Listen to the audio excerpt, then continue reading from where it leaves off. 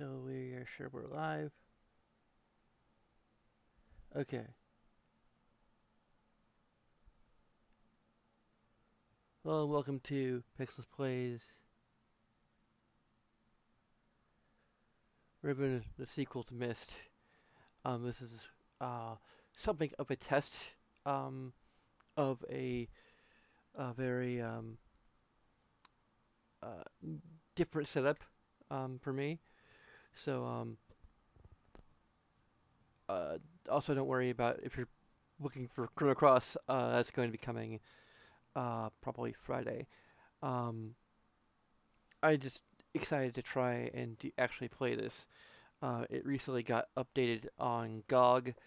Apparently it uses Scum VM, which is interesting. It's kind of becoming a catch-all emulator for old adventure games. But anyway, what we're playing, in case you can't tell from the title, is this game, which I don't have an actual box, but I do have the strategy guide, which I'm going to use sparingly. It's also mirrored because of the way I have things set up. But yeah. So we're going to have a very um,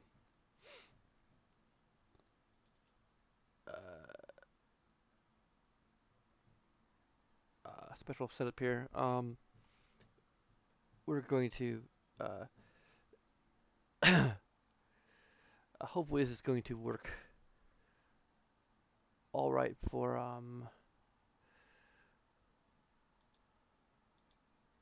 what we're trying to do. So okay, here's how everything's going to work. So over here we have our gameplay capture. Here we have our little logo. Just fill up that extra space. Then we have down here in glorious black and white, because all of our notes are going to be in black and white. And if you can't tell already, since I mentioned notes, these are our notes. We're going to be taking notes. We're going to be figuring out what we're doing. And I have no idea if this is going to be a decent resolution. Let me see if I can full screen interface doesn't really work here. Full screen projector. Okay, that doesn't. Sorry about that. Screen projector on display 1.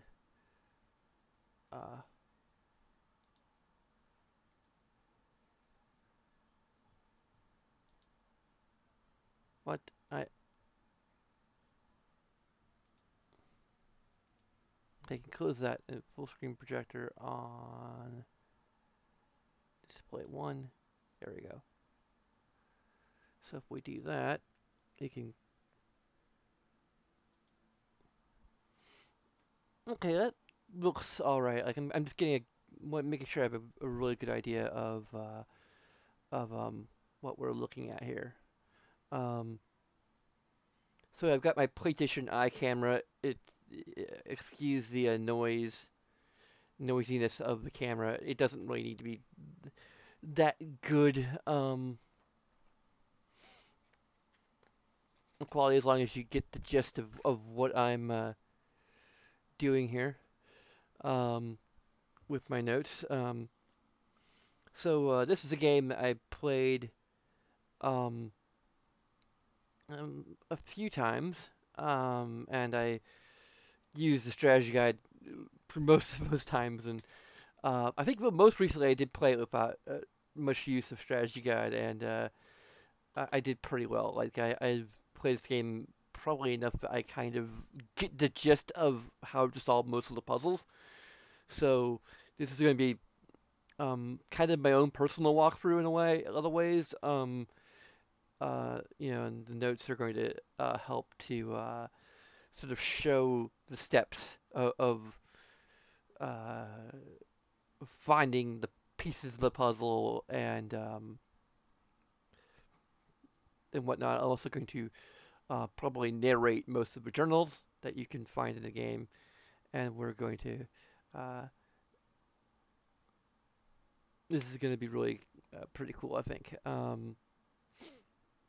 So anyway, I really like to set up like the noise. I could do about the noise in the PlayStation camera, but I guess that's the only other webcam I have. And actually, I have a I can't remember which brand it is, but there's like a mount for the PlayStation camera. So basically, right now, I might like I don't know, I might take a photo of it and post it on Twitter. Um, I mean, I should just do that right now, live. Um,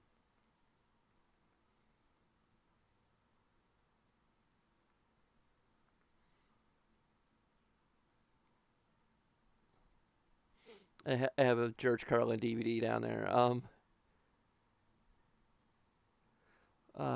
know if I can get that in frame. Okay, there you go.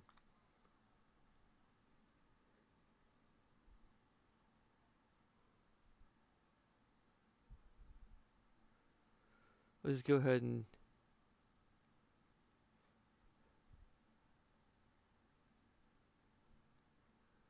set up for.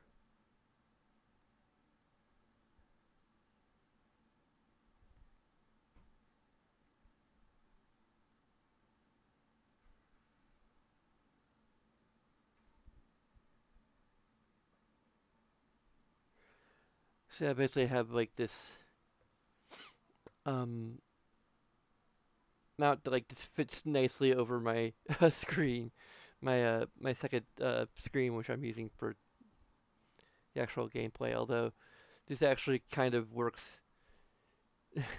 My main display now with the um.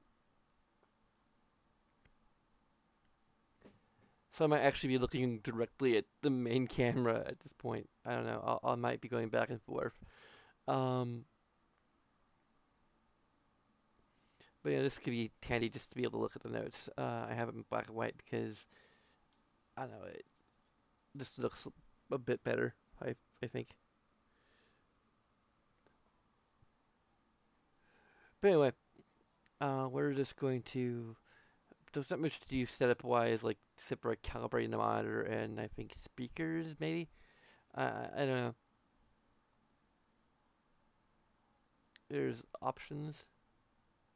Water effects enabled, transitions, fastest probably good. Zip mode. We'll see. I think we can always go back and also we need to test our. We may need to close the full screen projector temporarily while we figure out if we get sound.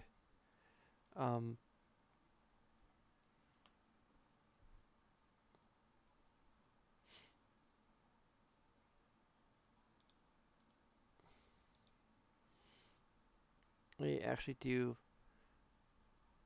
a bit of a sound test here.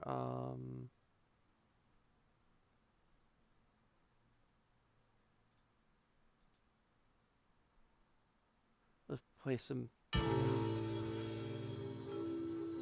Okay, it looks like the audio is coming through good from iTunes. Okay.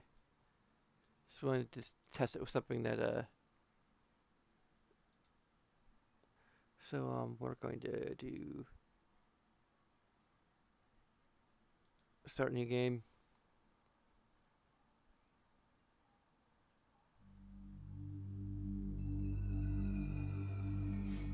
Okay, that's working pretty well.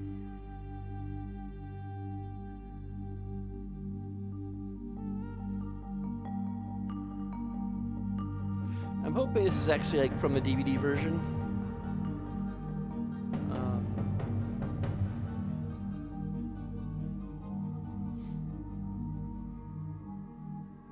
Still kind of pixelated though.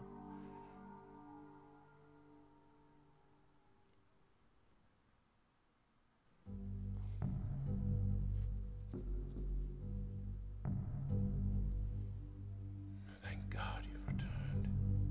I need your help.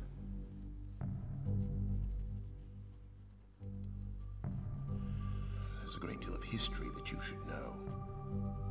But I'm afraid that I must continue my writing. Here. Most of what you'll need to know is in there. Keep it well hidden.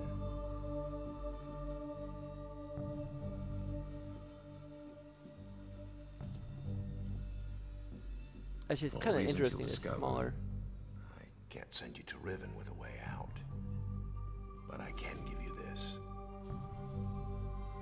It appears to be a linking book. Back here to Dunny.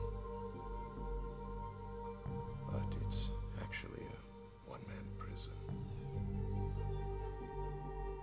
You'll need it, I'm afraid, to capture Gan.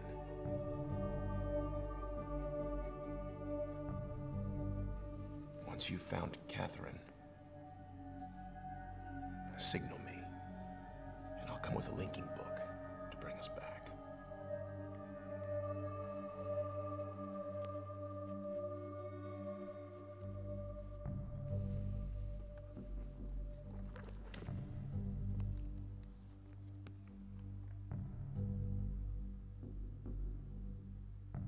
There's also a chance, if this all goes well, that I might be able to get you back to the place that you came from.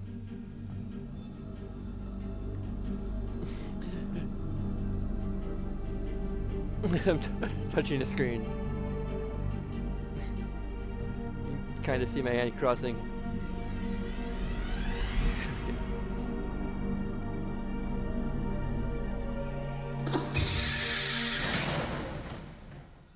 And already we're trapped.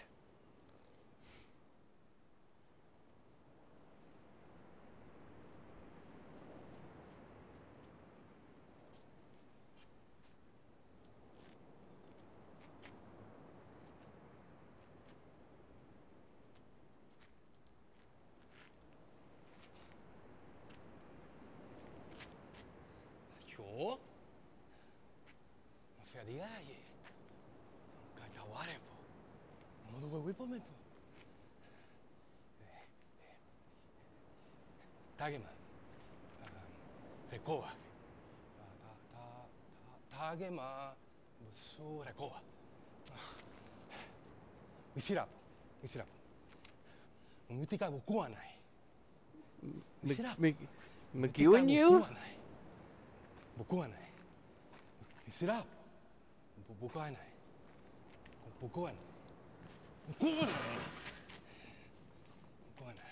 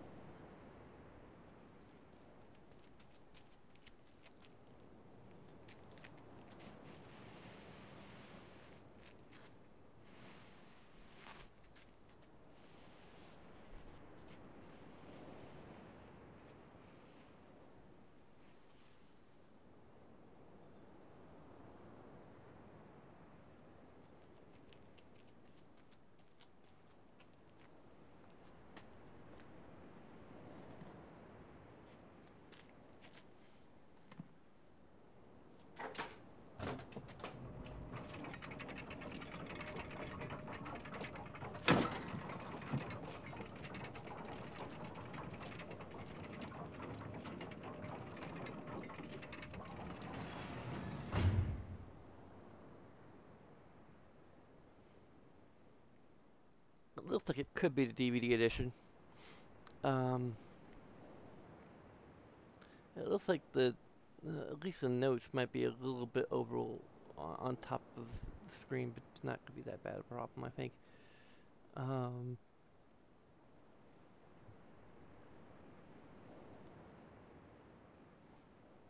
I wish I could use OBS and this at the same time, but just a little bit smaller. Maybe this is a little bit smaller, and then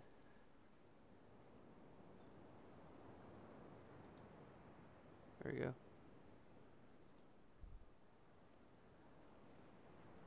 The top one's a little bit too small, and the bottom one's still a little bit too big.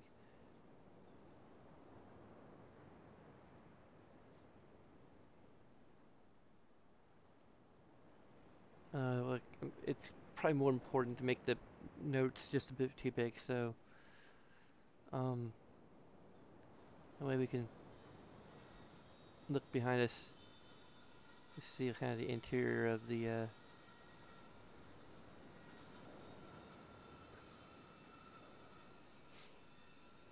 this little. No, I always thought this was kind of like Boba Fett's helmet a little bit. Excuse the noise in the background. You can hear that. Have this giant golden dome up there.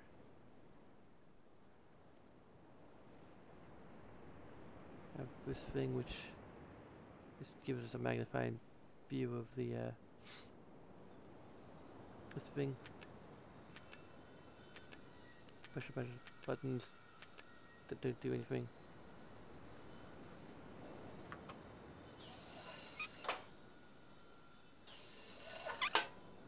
Because we can't do anything with this right now.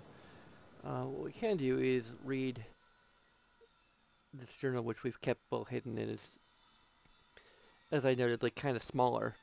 Or I started to say like it's a smaller book, so I think part of it is to like say like okay, you could it's small enough to be concealed,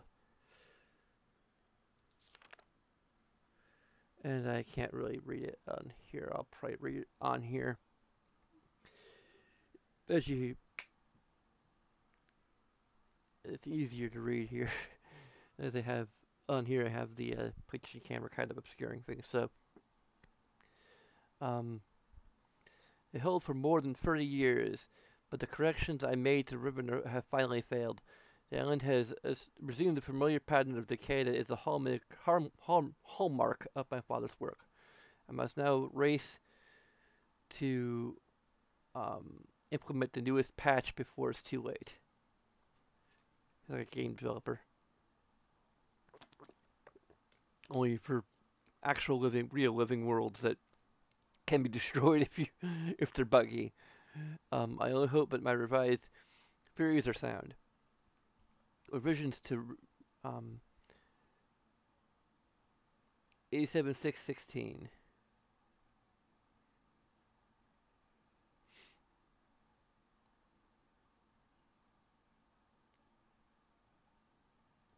So this is probably, from what I understand of the Myst timeline, this is probably 1887.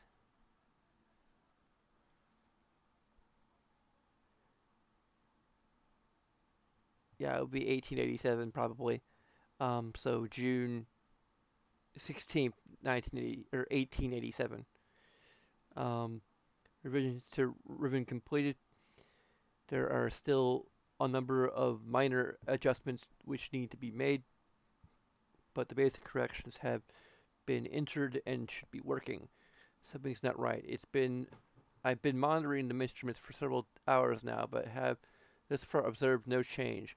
It's possible that I've made an error, though I've checked my entry against the pre-notation and can find no discrepancy. I've not had a rest in nearly 3 days, so it may be that I'm just not seeing it.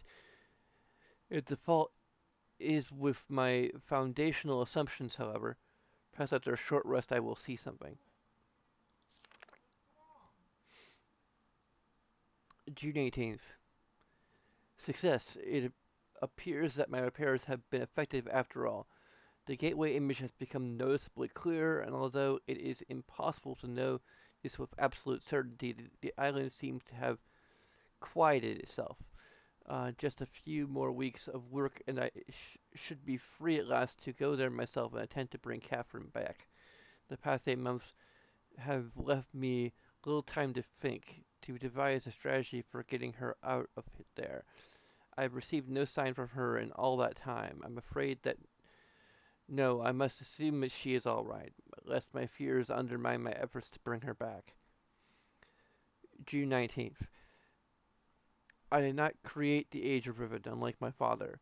I have never presumed to have such power, and yet the future of all those who live there has fallen into my hands. So far, I've managed to read the page before it turns. The island continues to appear stable.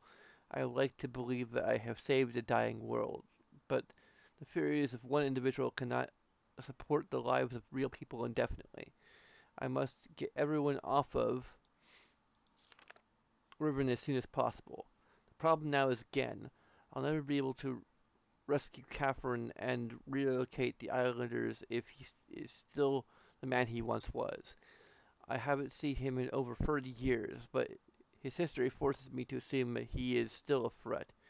His myopic mission to restore the Dunny civilization has left too many innocent cultures dying in its wake, and would continue to do so were he to once again be free of the confines of Riven, or the Fifth Age as he coldly titled it. The universe has been safe from his corruptive influence for the last 33 years, because no one has been able to leave the age, the last linking book out of Riven having been lost to the Starfisher upon my return to Myst. That was my intention, to maroon my father on Riven by removing all existing links to other worlds. And since the art of constructing books has long been lost with the fall of the Dunny, he would be trapped there for the remainder of his lifetime and effectively segregated from the countless other worlds that he would have invaded. In effect, that is what we achieved, but the way it fell, however, was no one's ideal. Though the sting of the incident has gradually faded from my memory, the deep pain of the responsibility for what actually came to be has never left me. At the time, it all seemed so clear. Gen's destructive path could not be allowed to continue, but it was never my choice that the innocent inhabitants of Riven, who had already suffered so much, would be the ones to pay for it. Enough! To dwell in the past, to die in the present. The situation is not the same as it was then. The knowledge I have acquired in the years since that time has yet to be applied to this problem. June 20th.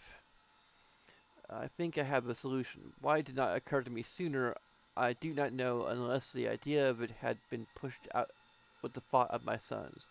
A prison book. Many years ago, during a hunting expedition through the ruins of Dunny, I chanced upon a formula for a most unusual type of book.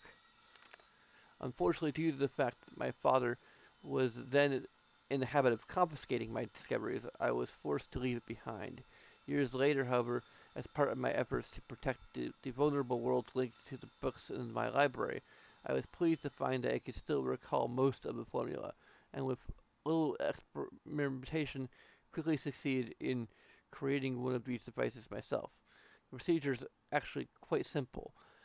By altering key lines of text but slightly, a normal linking book's connection can be partially severed, such that anyone who attempts to use the book will be permanently trapped in a dark void of the link, that is, unless someone else then uses the book, at which point that person would become trapped, and the first person displaced back into the world.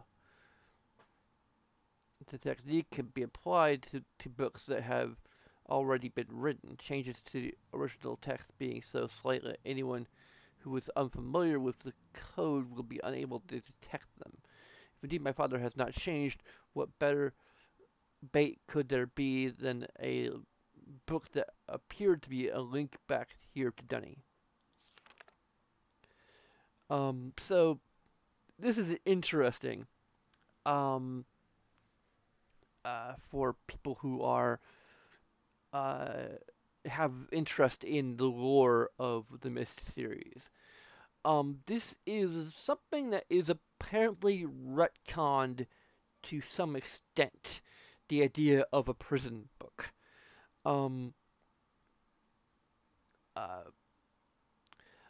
It's particularly retconned from Myst because in Myst 4, we get to visit the prison ages of Atrus's sons. So they weren't like in prison books; they were in prison ages. Um, One idea I have for a potential retcon would be that the prison books were sort of technically linked to prison ages after a fashion, but he converted the linking books to those prison ages into prison books. And the idea would be that by burning the linking book, you destroy the chain, destroy the alteration in a way, and as a result of that, you the link can complete itself, or the link is allowed to complete itself, more or less, or alternatively, it has kind of the same effect as if you had linked into the book yourself, and the person gets released. So the person either gets released on the spot where the prison book exists, or they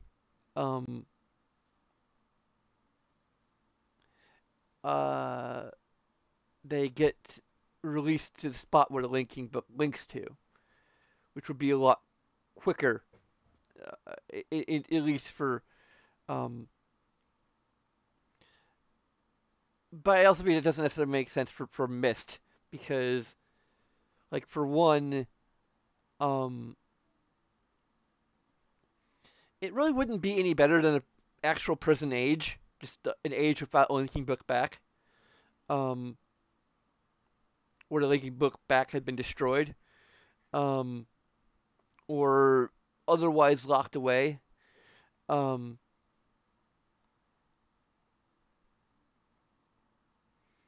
uh,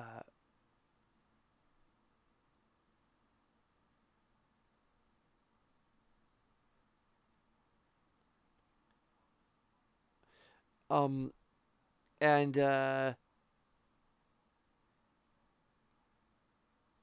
given how linking panels work, in actuality, you probably could not actually see the person trapped inside the book the way you could in Myst.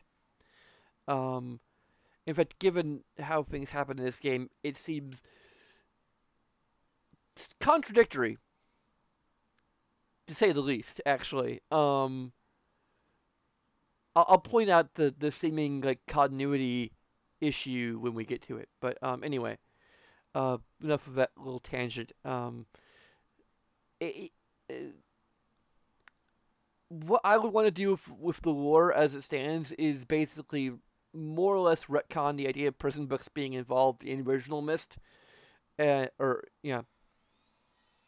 them and change them into proper prison ages, but also leave open the idea that like prison books are actually a thing that operate a particular way, with a few changes here and there to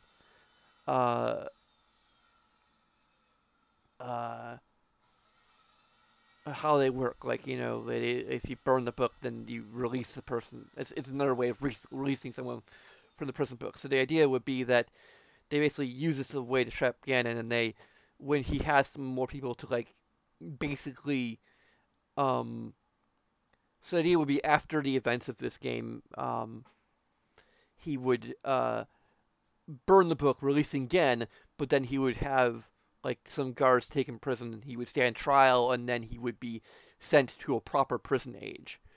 That's my interpretation of how events would go. Because it's like kind of the idea of the prison book is kind of essential to the plot of Riven. So like, how would it have gone differently if prison books aren't a thing? So I say that prison books are a thing, but they work a little bit differently than we've seen, even in Riven, which I'll point out later when we get to it again. So anyway, let's continue. So July 2nd. Trouble, my Nightly analysis of the island's condition has revealed that the tremors have begun again. The pattern, however, is new. The disturbances are the result of the changes I have made.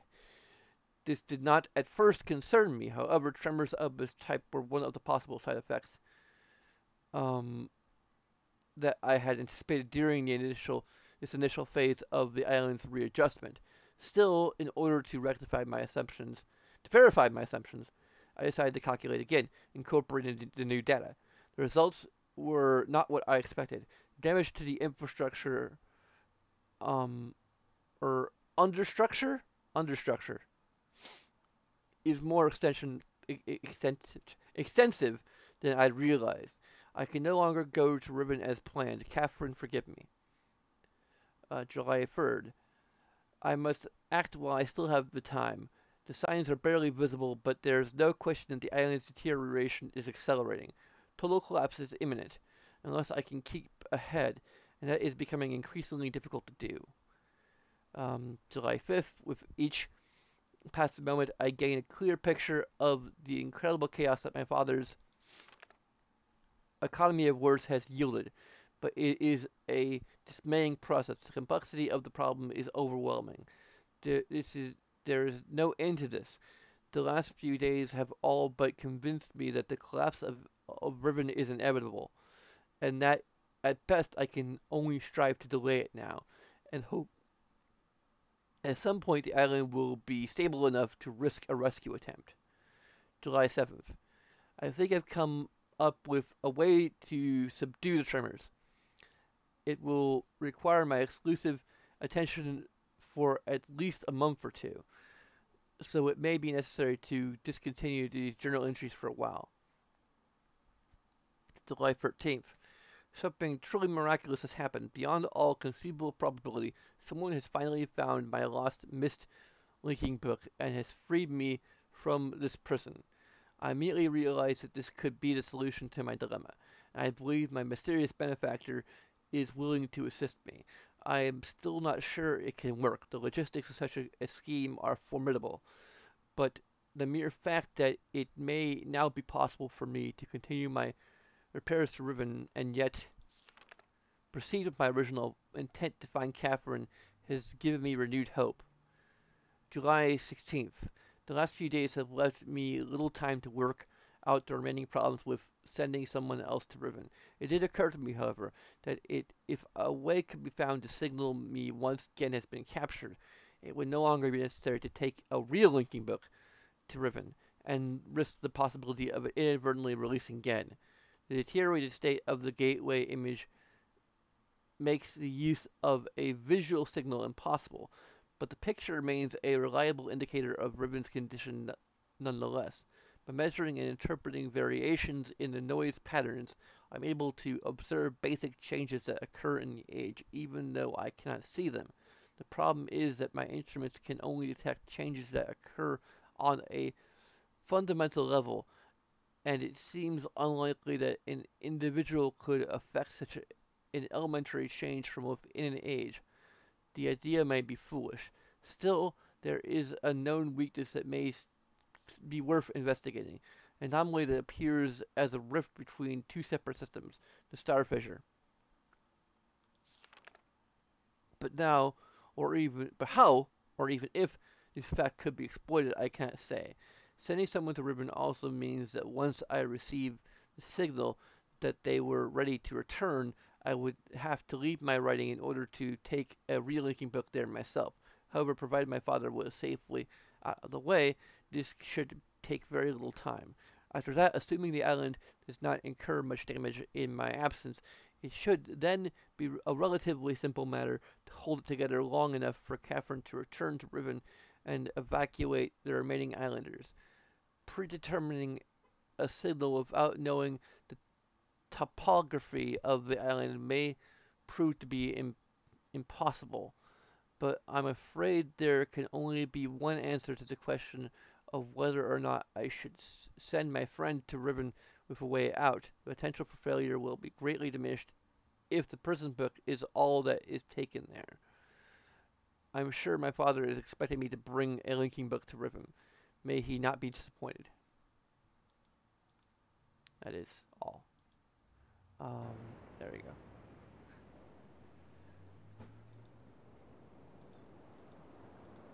So we see a bridge.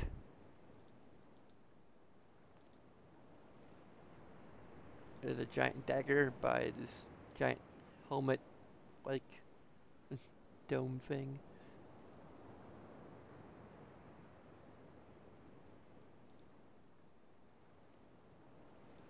See a little pipe leading to the a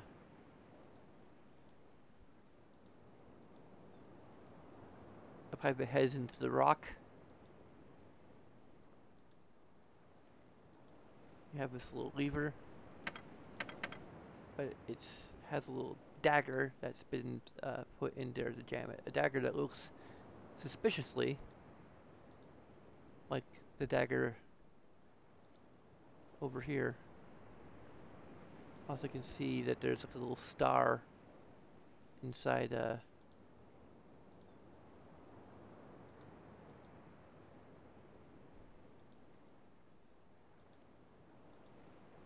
there's some dunny script on top of the helmet, which I can't really read.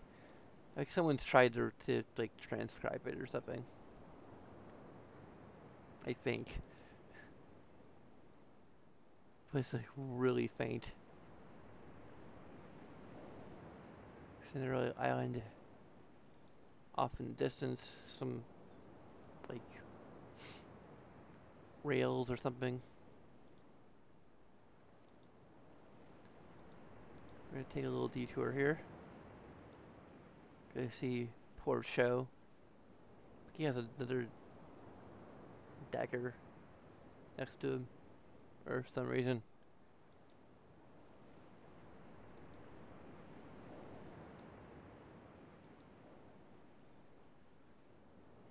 We got yet another island we can see faintly.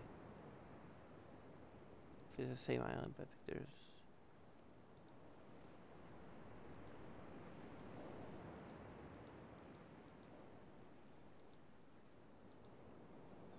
Yes, another island we can see faintly over that way. Let's just climb up these stairs.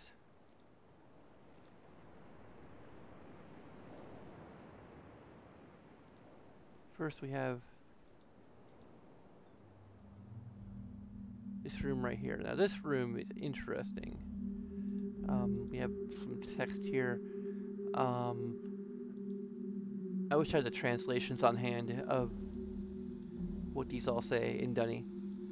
I know we only have one door that's open. Now, this door has, this system has 5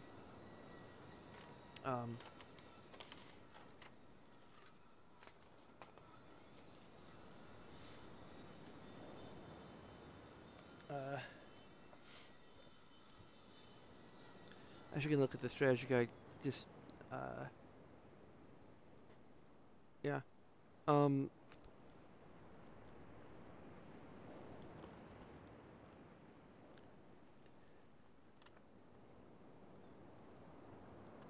I had the page with the let's see here, position.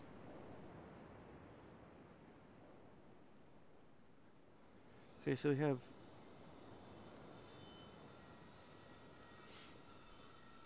just to get the shape correct here, we're going to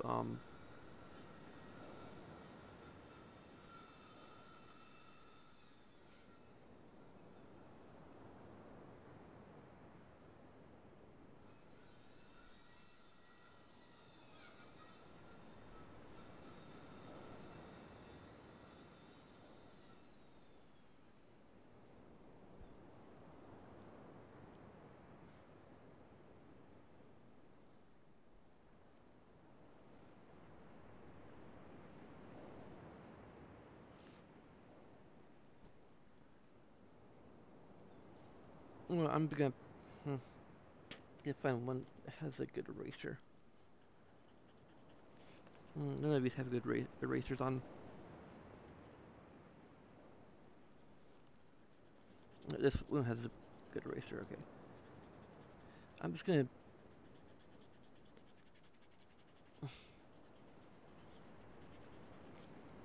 draw a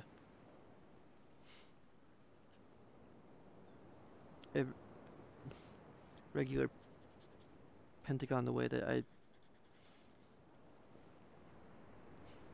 initially intended to.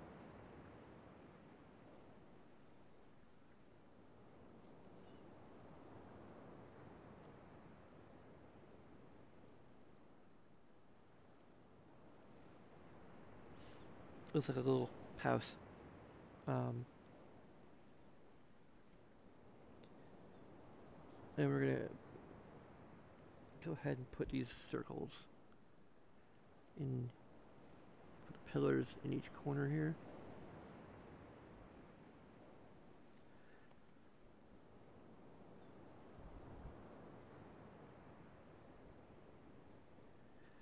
Actually, I think this is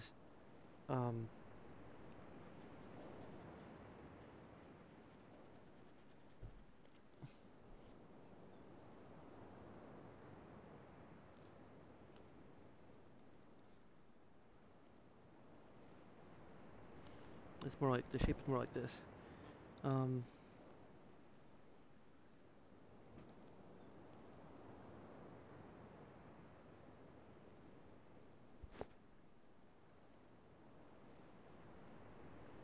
Okay, so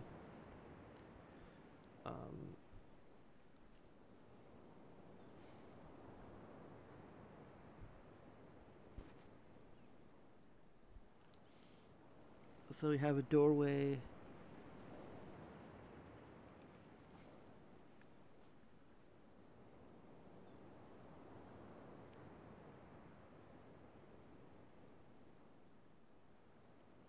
We have doorways here.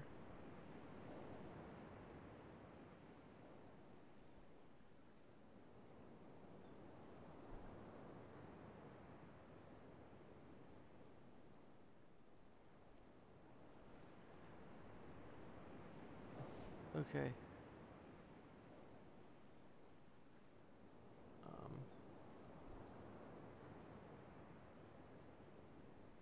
I think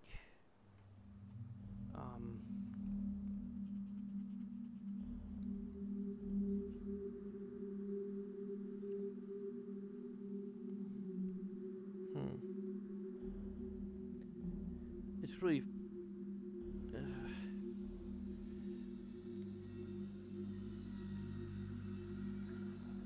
and no, not here.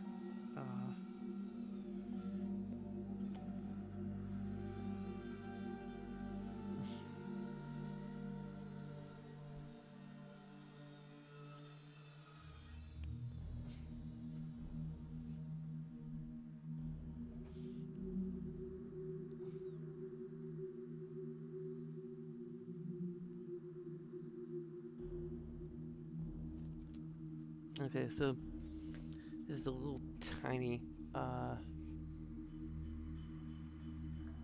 Yeah, that's not gonna be good for the camera. Let me.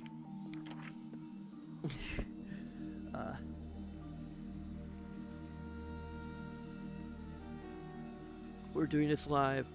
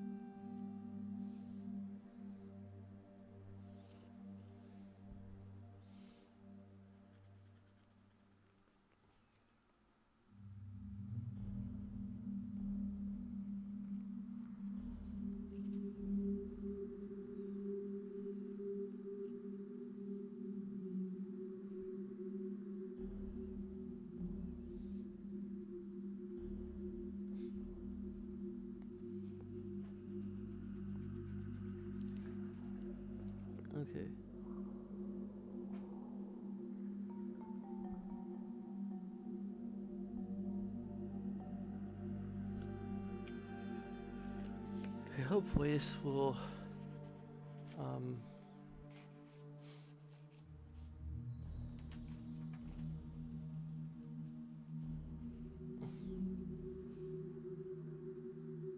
this is our, let me just move this. Okay, so this is where we came from, right here. Wait, okay. No, hey, camera. Okay. So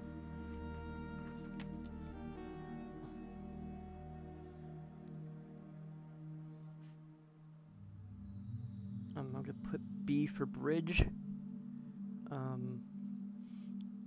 Although there's another, yeah, I'll say B for bridge.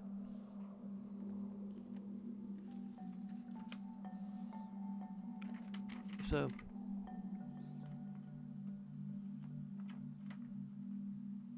okay, so we got another door that's gated off to the other side, and we have a bunch of pillars and text and such.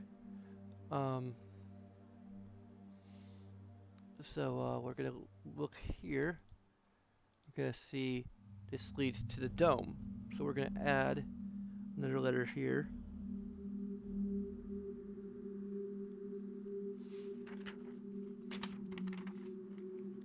D for dome.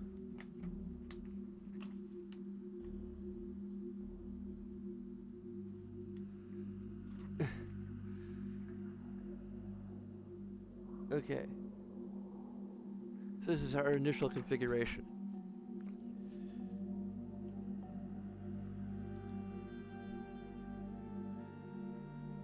Now, a quick look up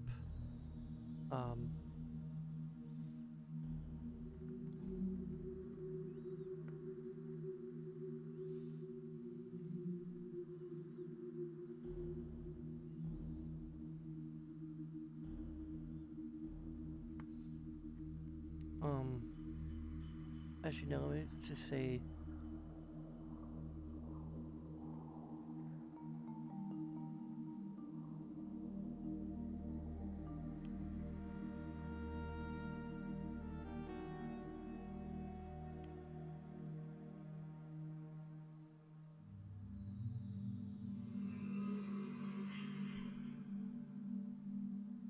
okay. Someone just link in here? Or is that like a, might be part of the website I just went to actually.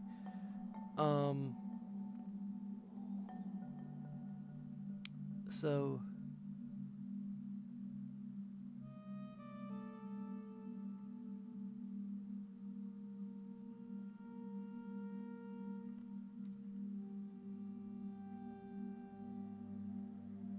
what the heck? There's some translations of Tiny Text here, but not all of them.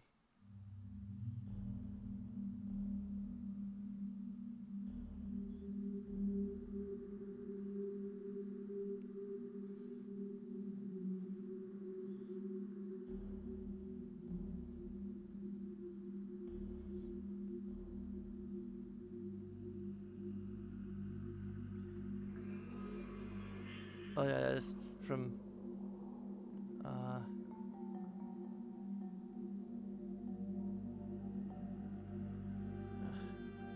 okay.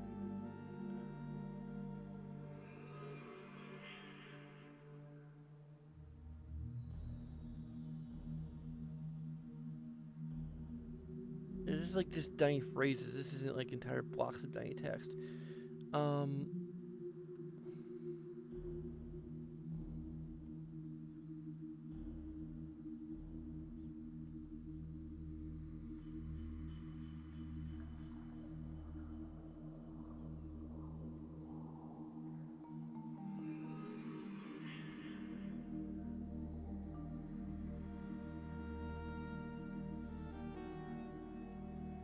Okay, this is weird. No, it's annoying.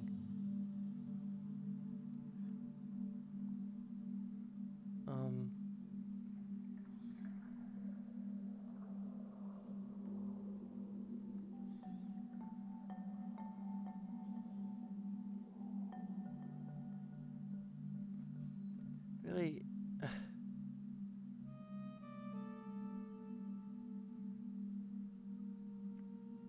I'm so sorry that I'm like wasting all this time here.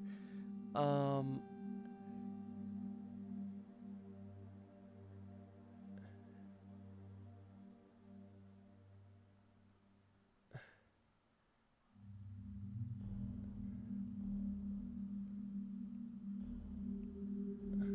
Really?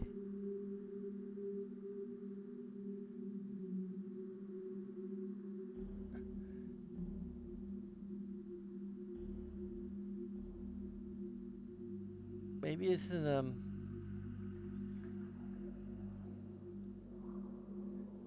like I'm pretty sure it's a page that has the translation of all this text.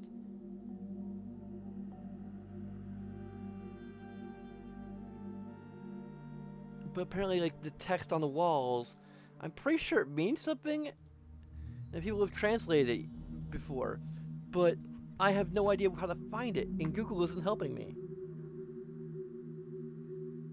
Um.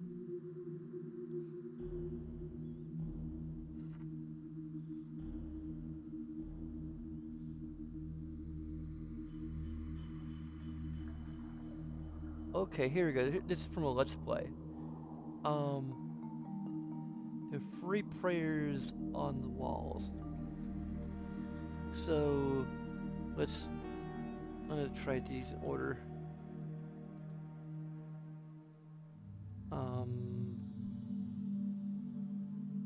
This might be what I'm looking at. No, I don't want to. What? Huh?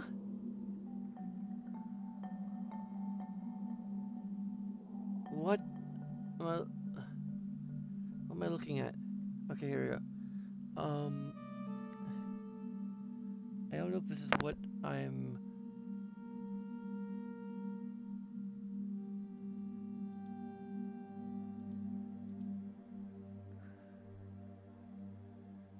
Like, it's really hard to say.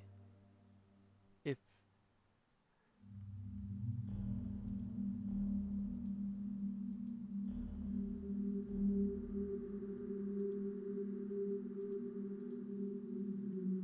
Okay, this looks like what we're looking at right now. Okay, so this one.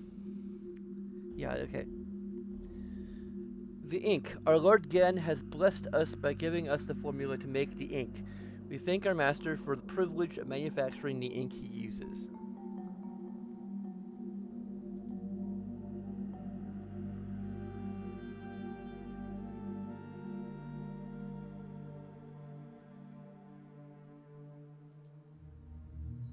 Well, that's not it. This is ink again.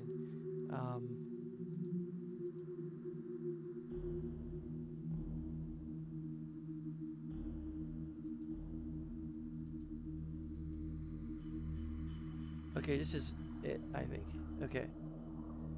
The books. Our Lord Gen has blessed us by giving us the procedure to make the books. We thank our master for the privilege of manufacturing the books he uses.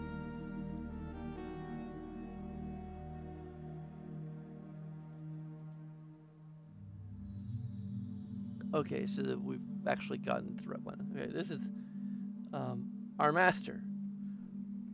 Our Lord Gen has blessed us with his presence. We dedicate our existence to our master Gen, the creator and protector of our world. Praise Gen, the maker of worlds.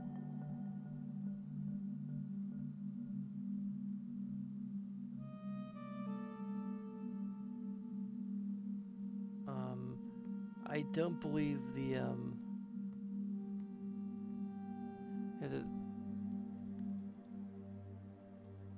so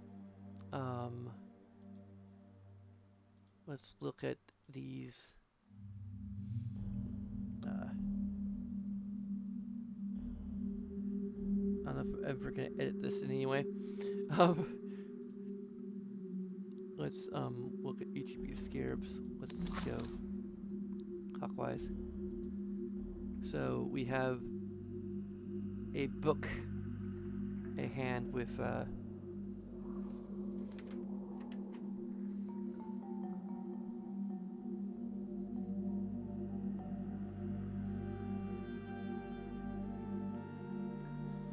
with a hand, a monstrous-looking machine, kind of boiler room, people yelling in reverence. Sounds like a volcano, kind of. So it looks like Gen is trying to make books, trying to make these linking books.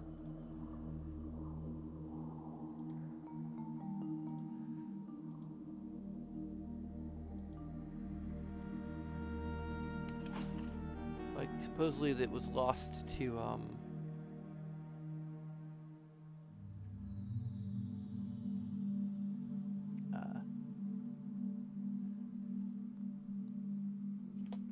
history, the way of manufacturing these books has been lost to history, but apparently,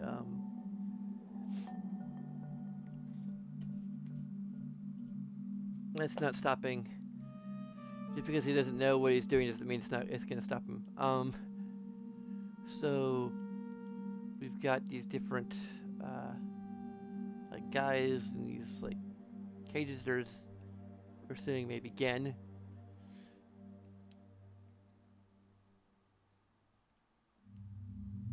Like pages, trees.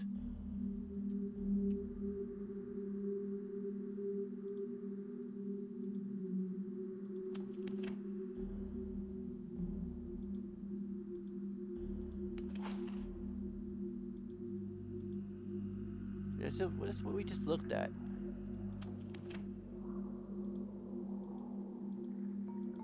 Let's just go back here so we can orient ourselves again. Okay. What?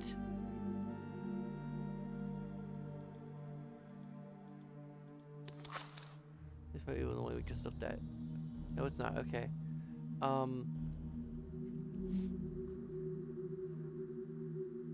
Again, this, I assume, is the fissure, and Atris falling into it with his Myst linking book. These are events we know of from the original Myst and the novels. Gen's apparently taking credit for this instance.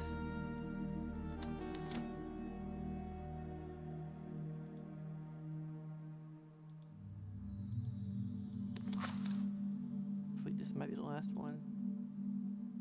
Okay, this is just another Gen.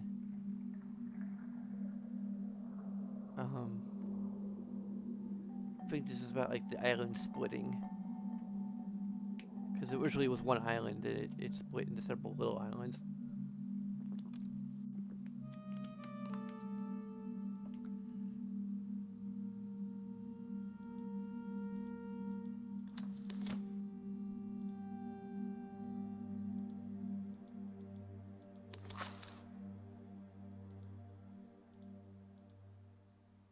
This is what we just looked at. Yep, okay.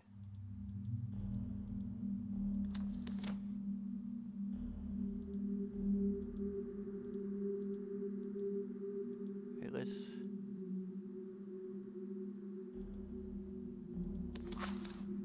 Okay, this will be the last one.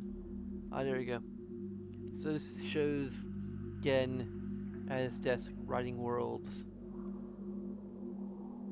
and creatures and fish and plants. Day and night.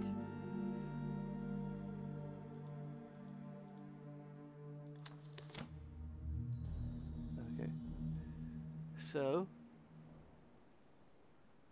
push this button. It rotates the room and the doors to clockwise.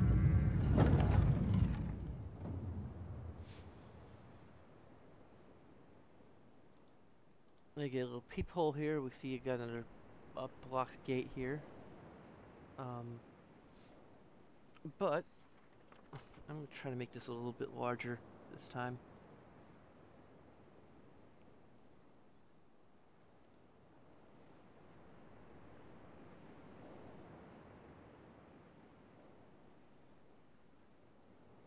It's about the same size.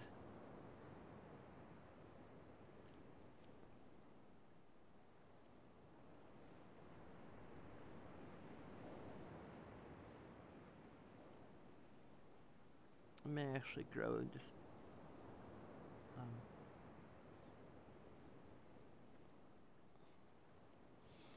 crop this more.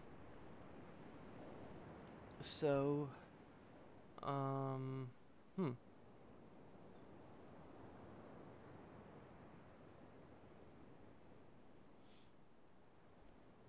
I'm guessing the store went up here. So let's just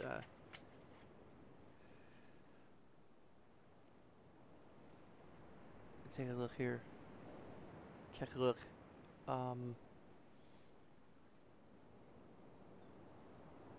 Let me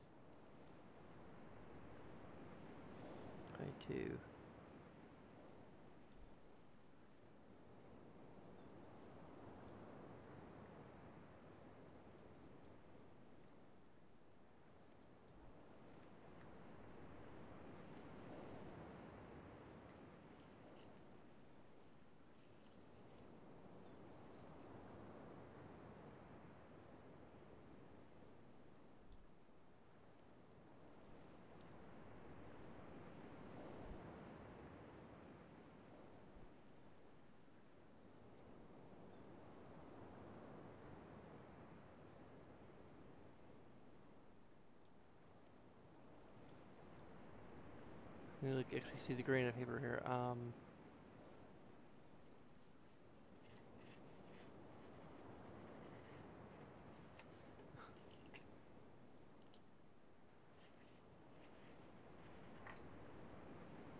Let me see here.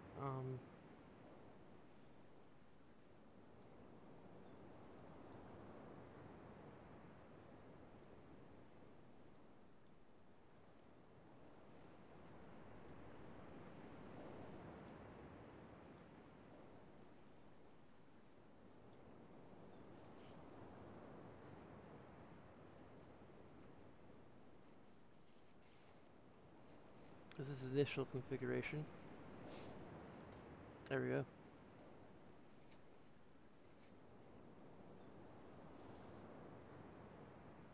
That should be okay. So,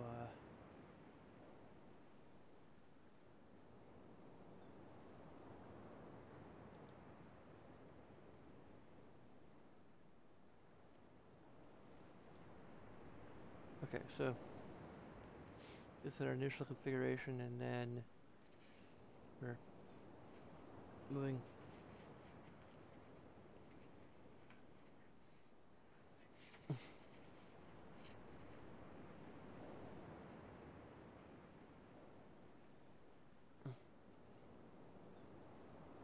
Okay, move a little bit. There you go, that's good. So, this is moved to here.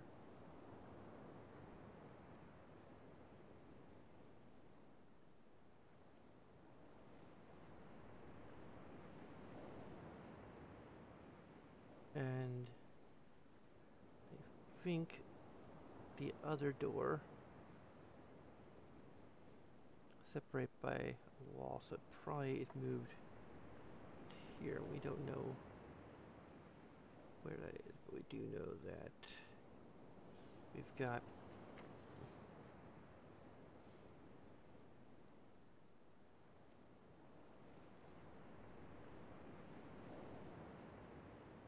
wait, no, that's that. That's where it was before.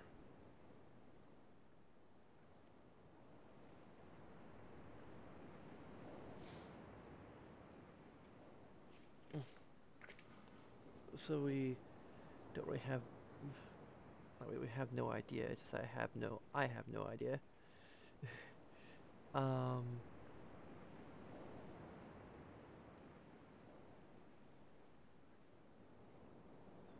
So.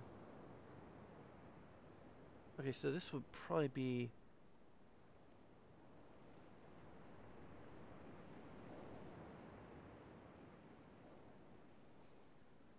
That may make sense. Okay, so. Okay.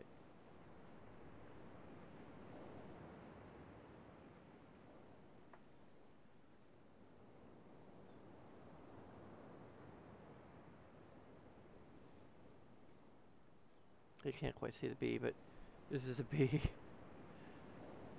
This is the D, so. This is what I'm assuming the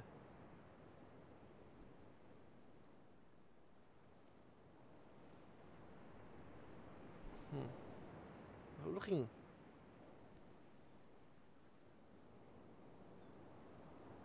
from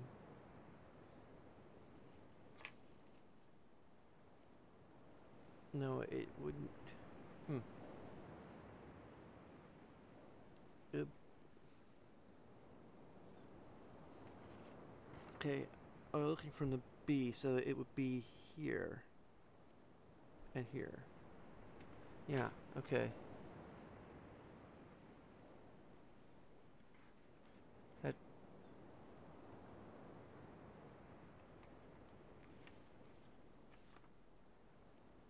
Yeah, it makes sense. Okay. Yes, that makes total sense. Okay. So.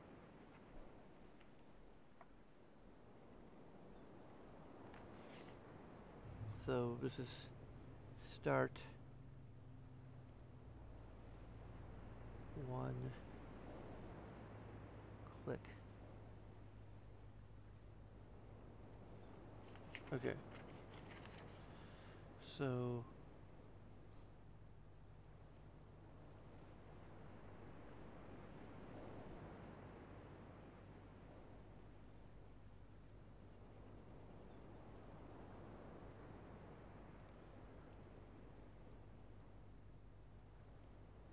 and we don't know where this leads to.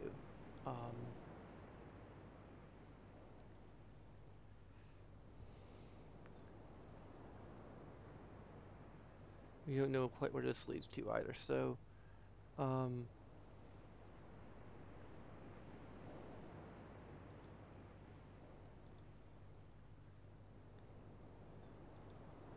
we're gonna actually start to look for. We got another island over here. We got this. We can't seem to get through.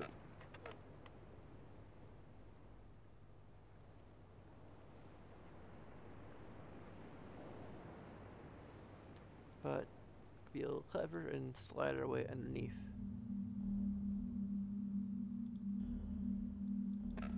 Also shake the door from this side too.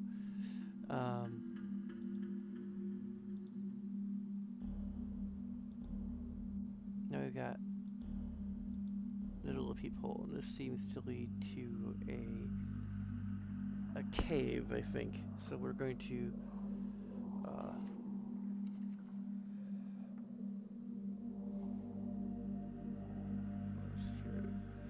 so this is actually an open passage.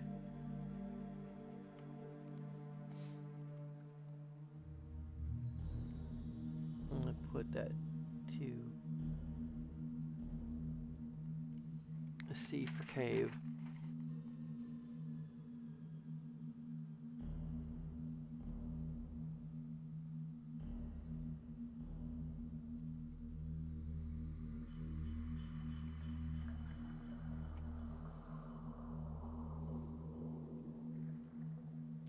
So I believe these buttons all rotate. No, we don't have a button here. So, but we presume.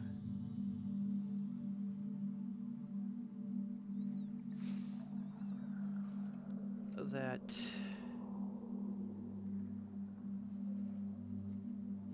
we are located over. Let me see here.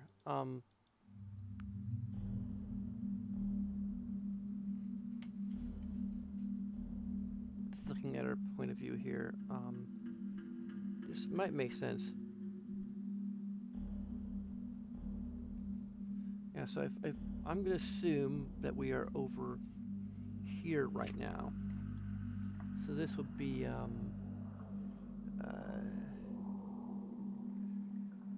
let's put P for passage. Also, let's put that, make that right side up.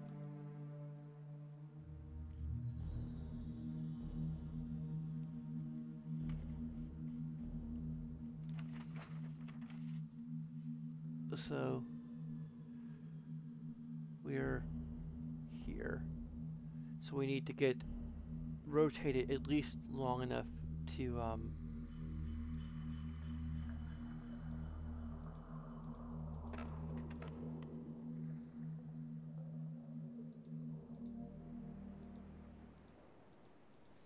I think one more click ought to do it.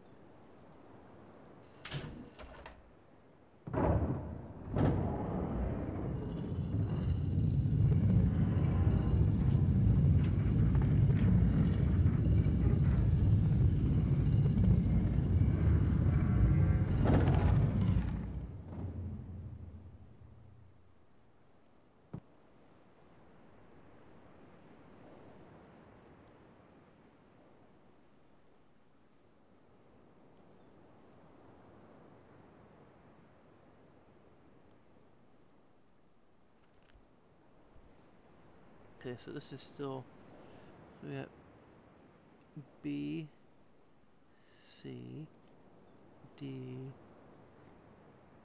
P, and this other thing. So, let's move it up to here. So this should, with the passage should be open.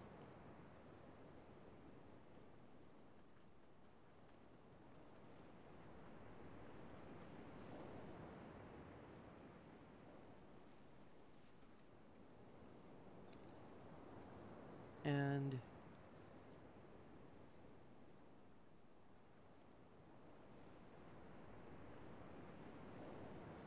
so should the way to the gate that leads to the dome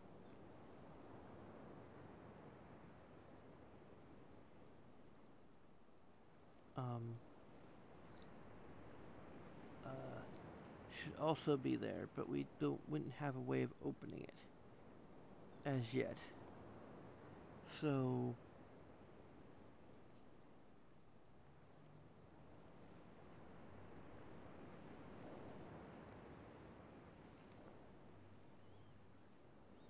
we may need some more clicks.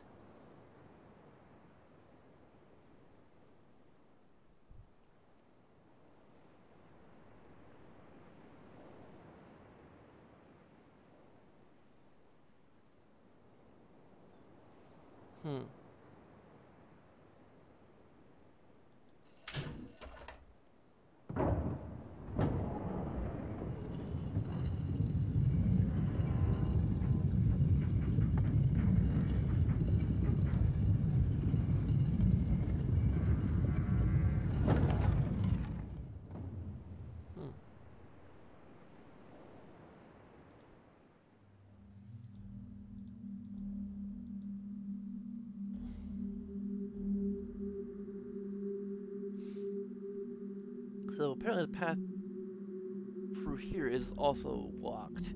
So let's just put an L next to that for locked. Okay, so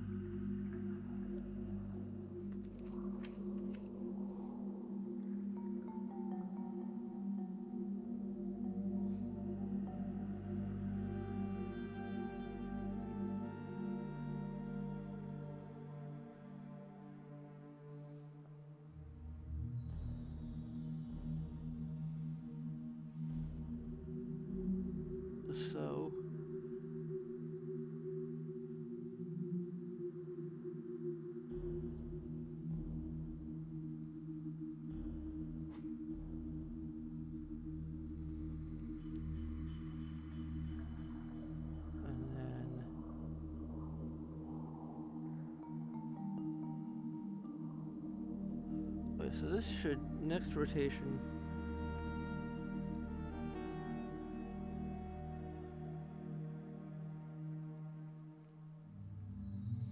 should give us a straight shot.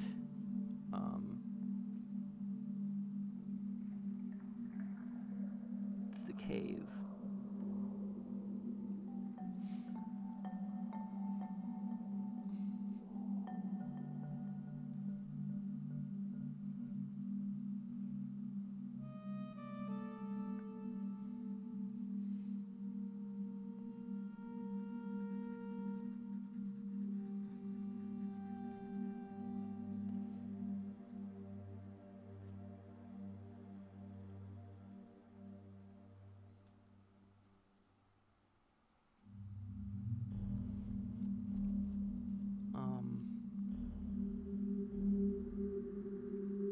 Yeah.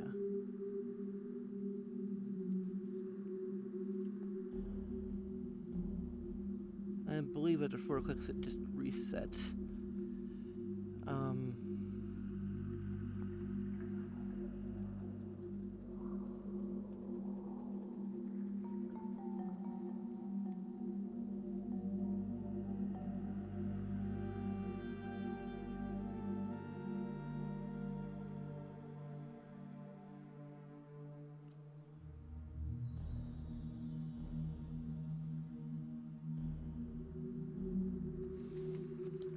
Okay.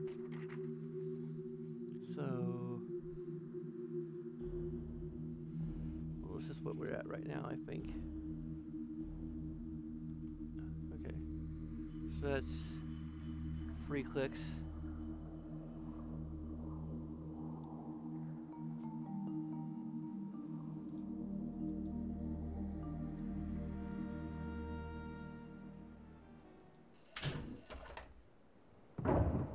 The 4 clicks should take us to the state where we have a passage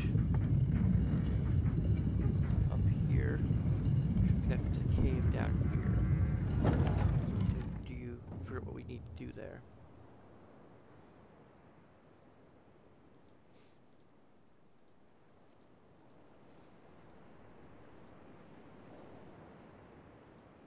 I've got another moiety dagger, which is probably a hint actually that we can crawl underneath. Now we can get into here.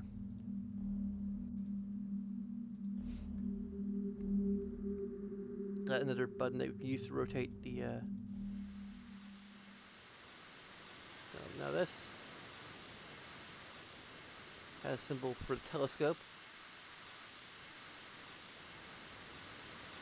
You see there's steam coming out freely. And this should be a pipe that hooks to the telescope and sends steam power to it. So we have this thing that opens something.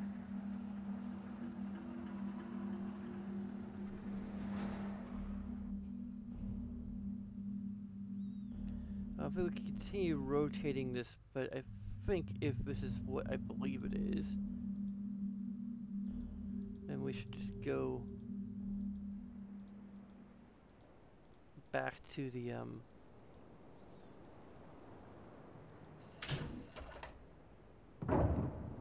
main door, and we should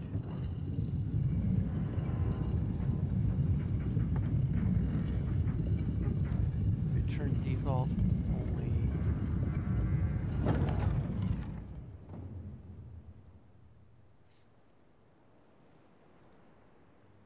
No, that's not what I thought it was.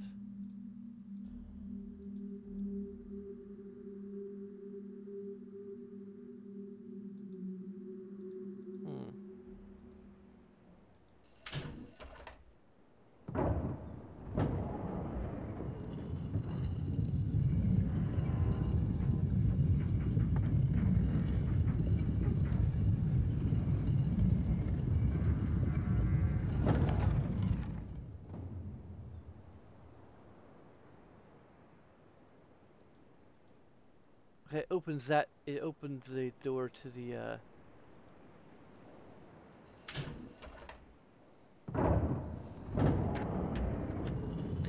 assuming it's locked.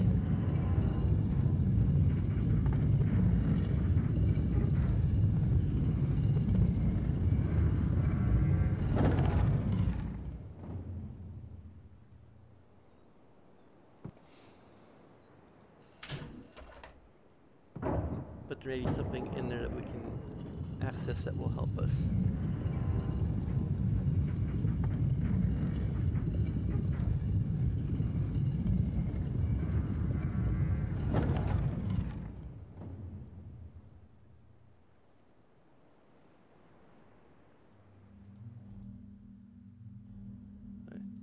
So there's just this thing we can't get through, but there's another lever. Okay, so I think now both of the gates are open.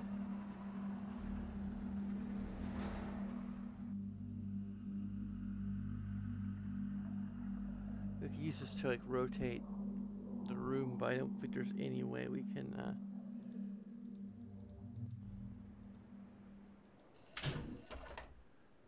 give it a couple more clicks.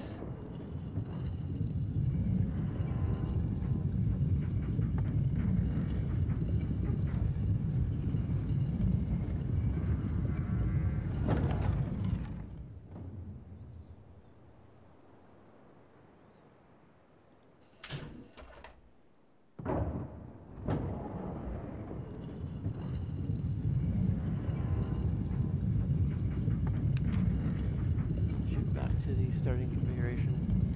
Only yeah, it looks like there's light coming out, so let's just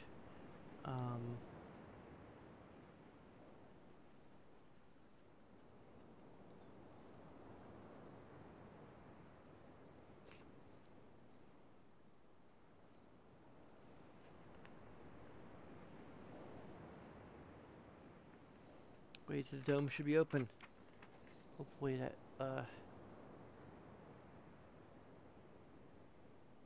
no, you can't really see that. Is that no what? Okay, there we go. Okay, this okay.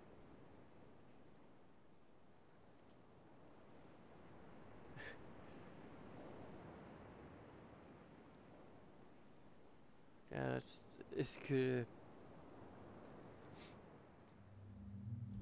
The ways the dome is open.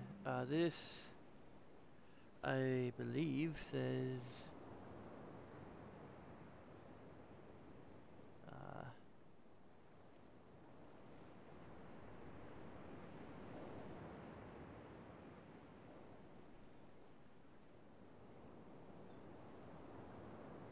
the end of the world is near.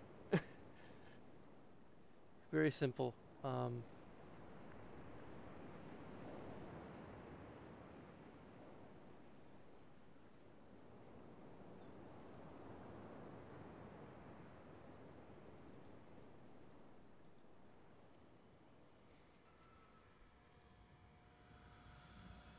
Not sure there's a whole lot we can really do right now. So we have these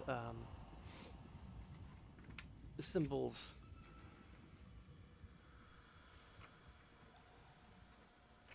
Let's just jot them down in our notes.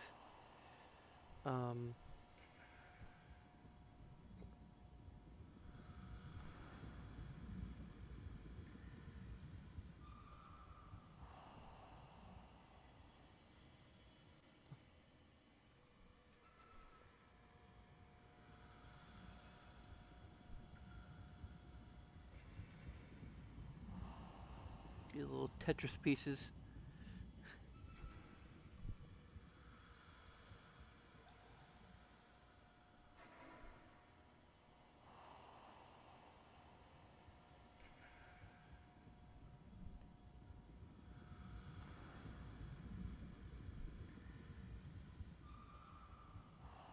Single square here, and L-shaped.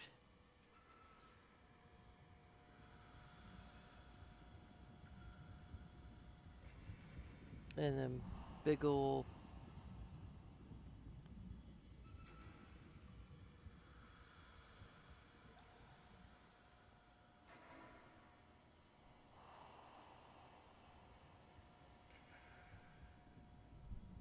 but that's not.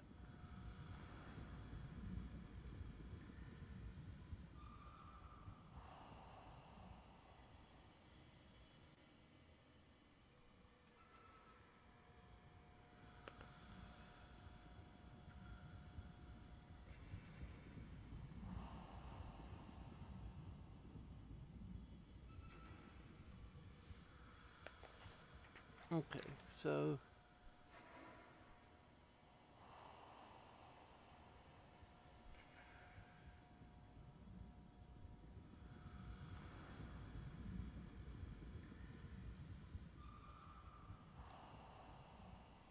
let's make that a little thicker here.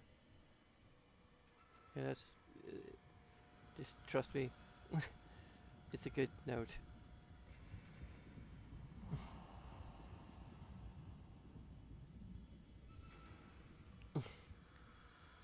That'll be important a little bit later. Not sure if this little ring, that's just the bridge. Not particularly important.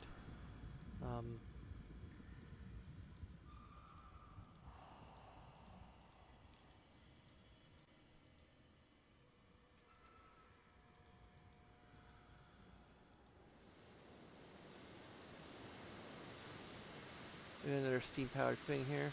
Let's go ahead and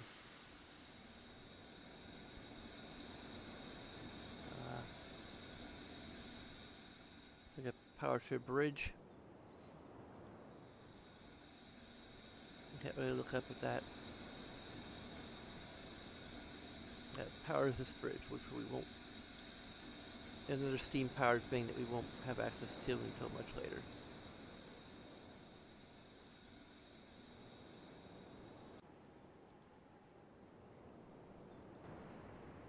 Okay, we have this thing, which we can't do anything with yet.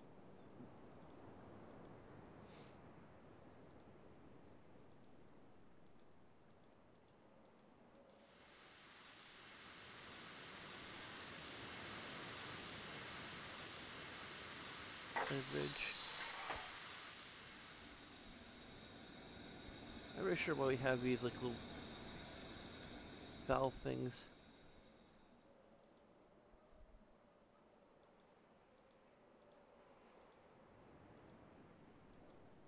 Can't do anything there yet. I don't really know if there's anything else we can do here. I don't think there is. But you can kind of see the water down there rippling. It's cool.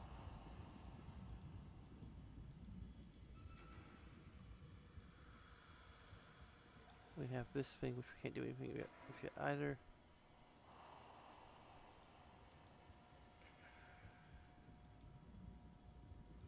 What about this? Which raises the bridge, which we can't really do anything with because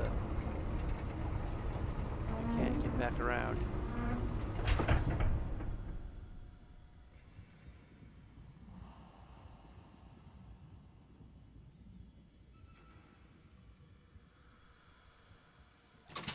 Just gonna put that back down.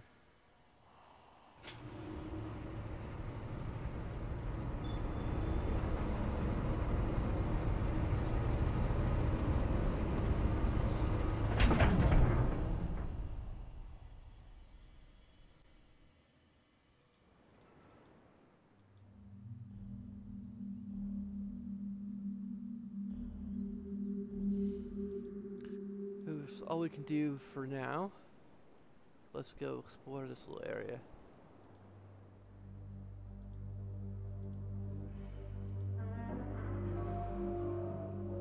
This very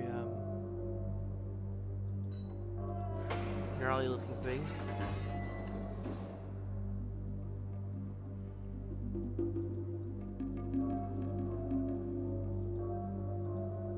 Okay, there's a little view of some kind of station.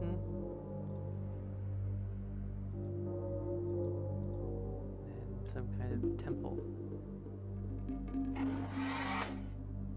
Got a door we can open.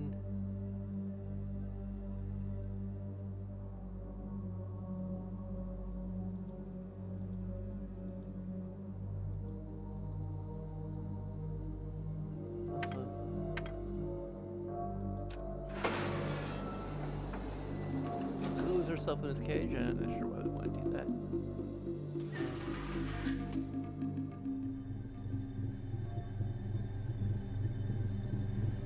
That does something.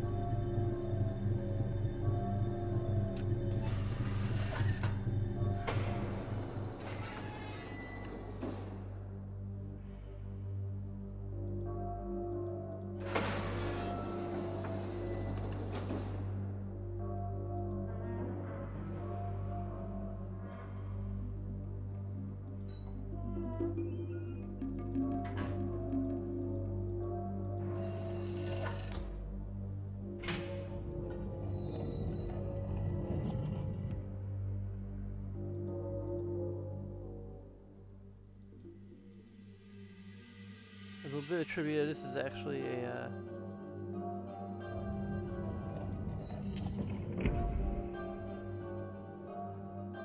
room that should not be able to fit into the, this is basically a TARDIS room. You should not be able to fit into the actual geometry of the, this, little triangle thing. Also, another important symbol that seems to recur a lot, which we're just gonna go ahead and draw.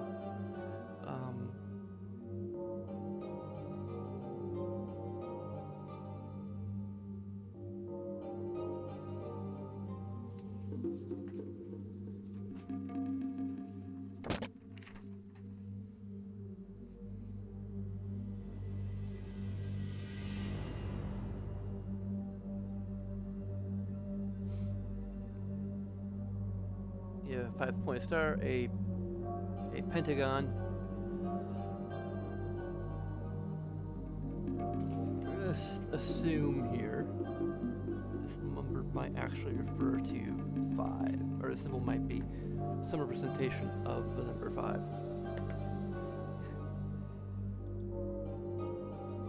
I mean, I know this from having played the game before, but there's enough indications, I think, at this point that this you might be able to guess it's number 5.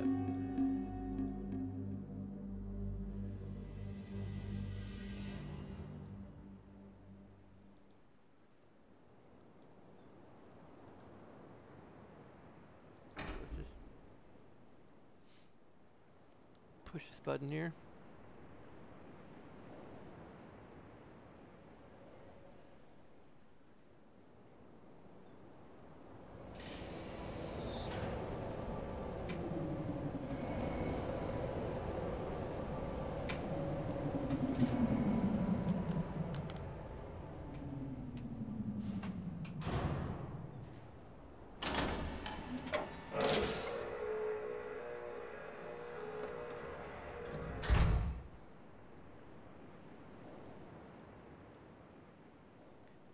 Okay, so we're gonna be ready for something really cool.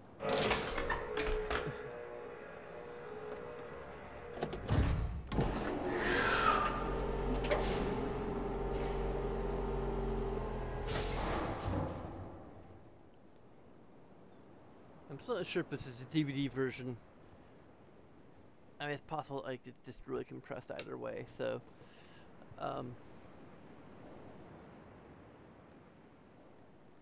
increase the volume just a little bit here. Okay.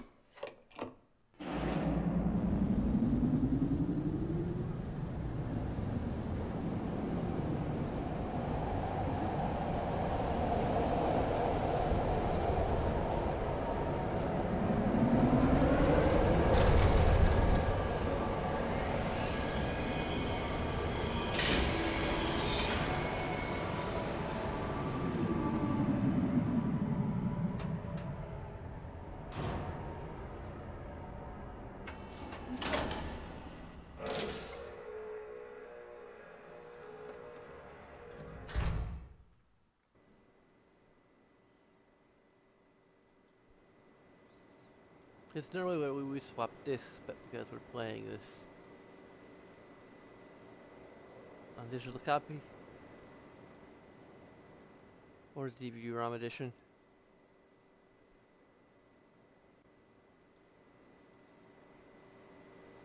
we don't have to. Okay, so we got our first little interesting thing here.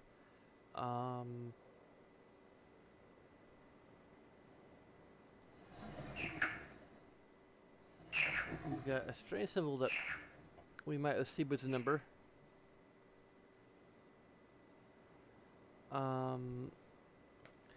It's hard to say what this symbol, how to represent this symbol.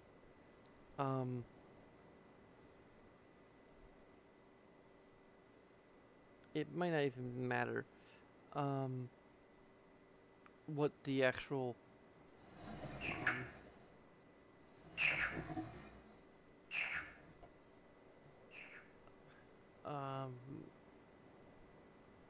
we do have a symbol here, and we don't know what it is yet, except that it's possibly a number.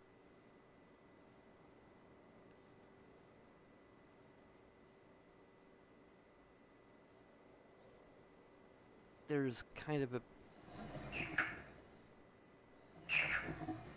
makes a sort of a chirpy squeaking noise, sort of.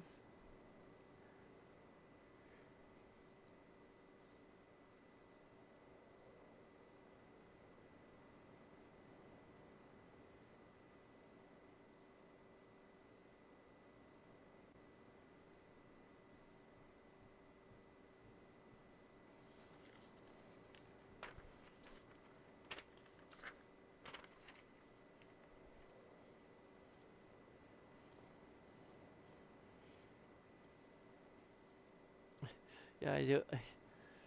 This is really.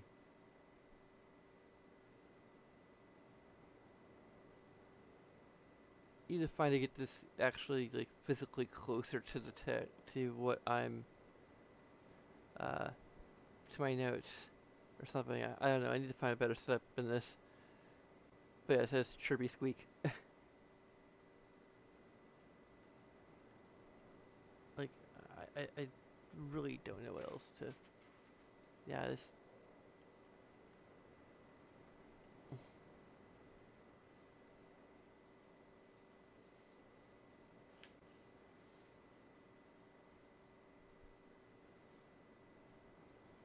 Like, I could get a better camera, but I don't have, like, anything that could mount it in a way that's gonna point it downward at what I'm looking at.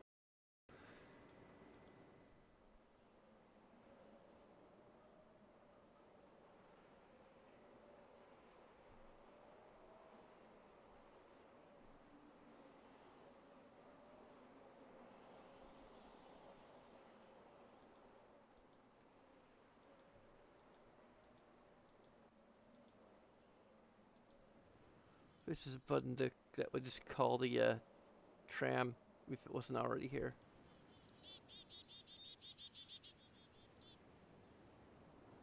Should we go up or should we go down? These are called the Sunners. Or it's like at least one of the also plesiosaur type things.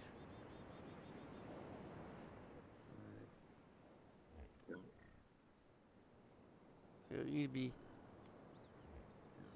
kind of careful and slow in our approach.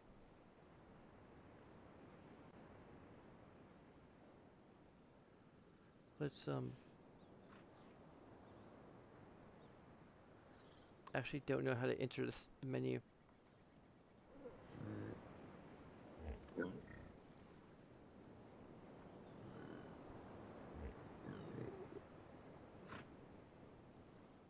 Need to be stealthy.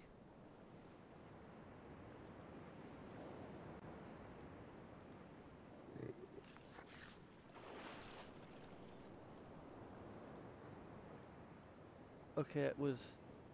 What?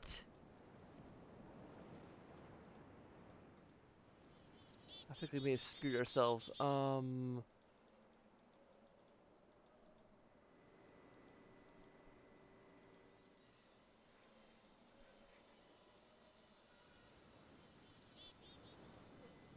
Okay, here we go.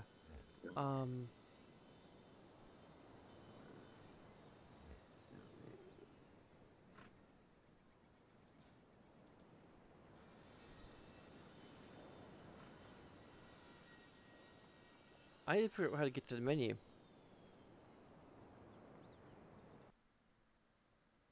Okay, I guess I go to the journal, then go to the menu. How's auto saves?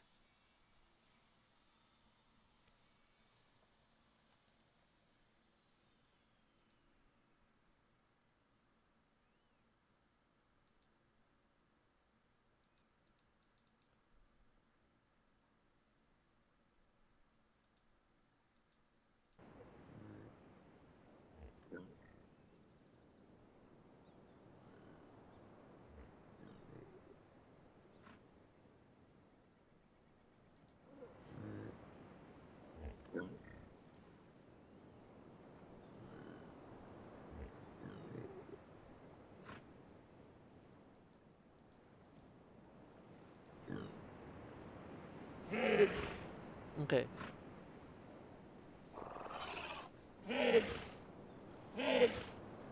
We see the sound it makes. That'll be important later. Sort of like a roaring sound.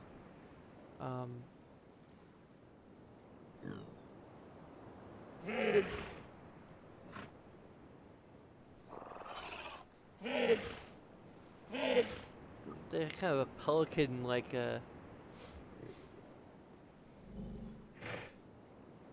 part plesiosaur, part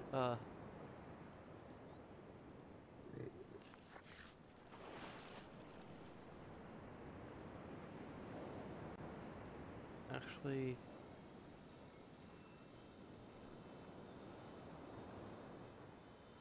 I don't know if I can do this again.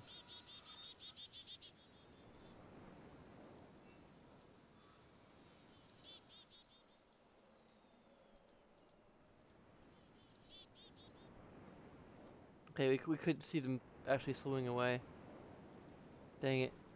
They just... There's something else here. Maybe.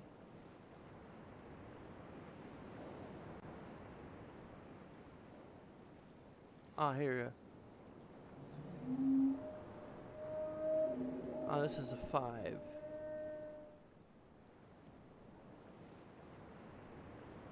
And also it's on a statue of a whale type thing. So I'm gonna call this a whale call.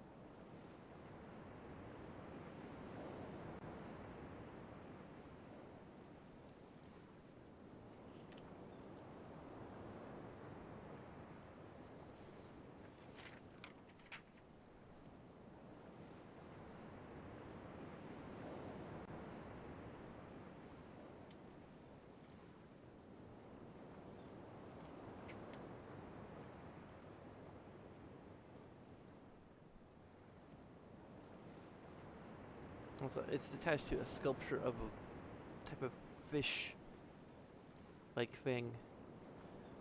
Also, another sort of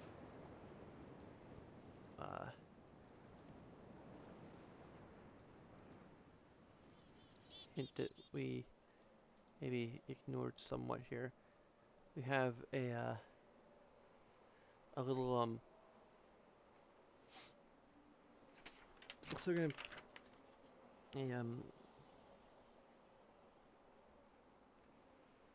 we'll put giant fish next to our little whale call. Then frog shape next to our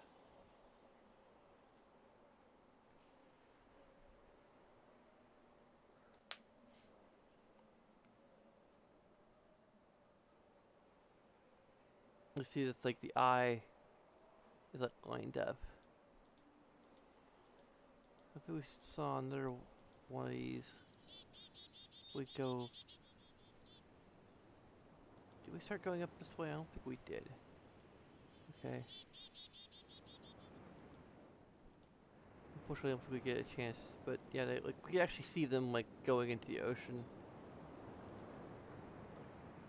if we like startle them. which we didn't.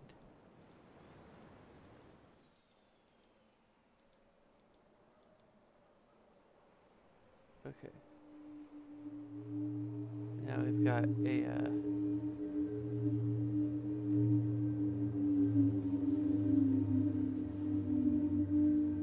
actually approaching it this way. Okay, we can kind of see someone in there.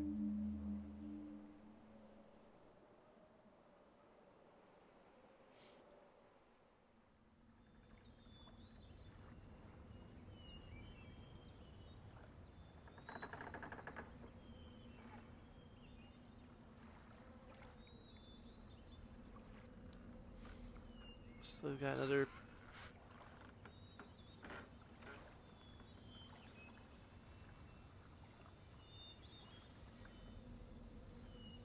We got this little thing we can turn. Yeah. It fills.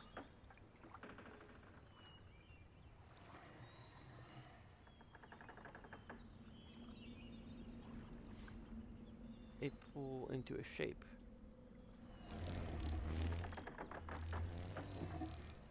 So another number symbol here.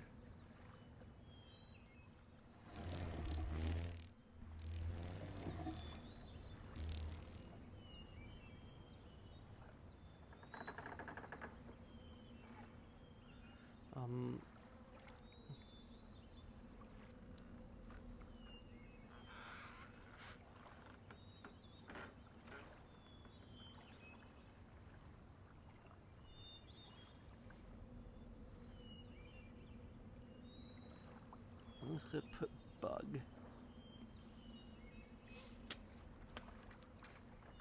And buzzing.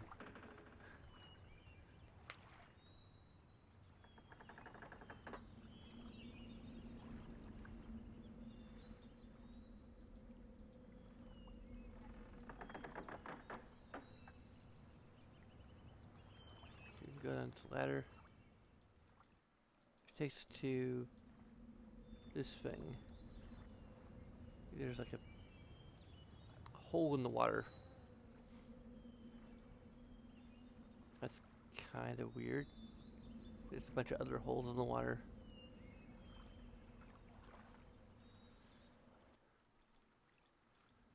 Okay, well.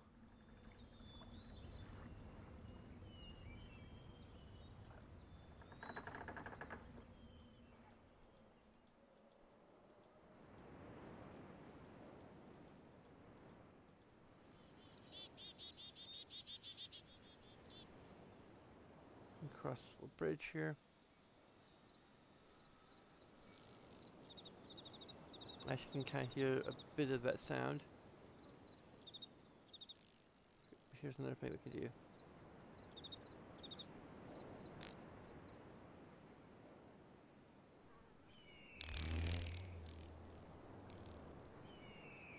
That pretty much confirms to us that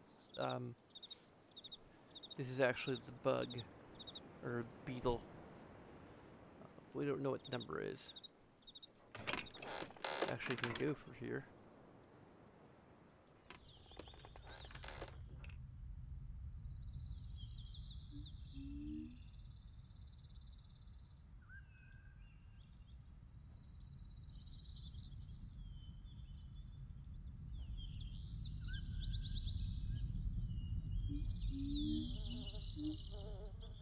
Two paths. We're gonna start over here.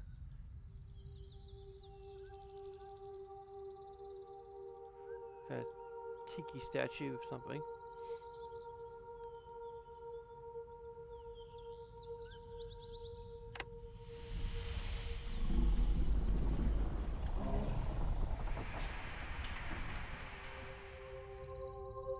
There's a little spinning ball. Hey, we can actually go up into here.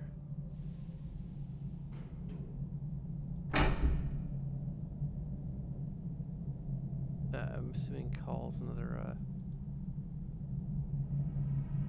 just,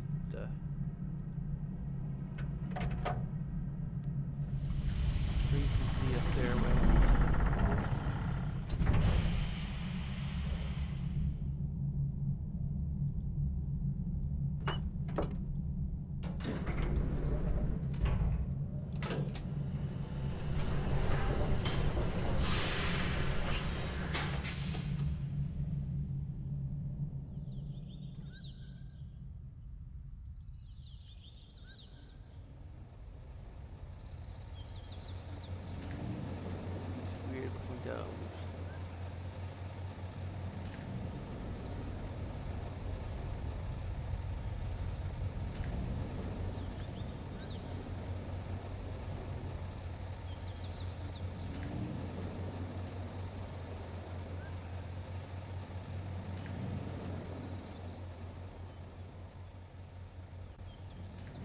this.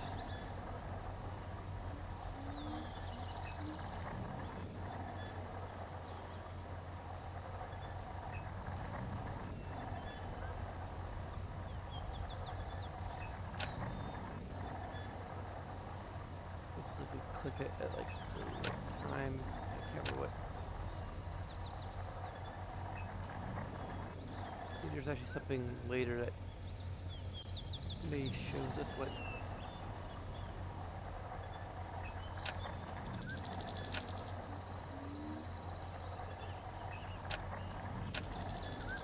Maybe it gets to the gold symbol, maybe.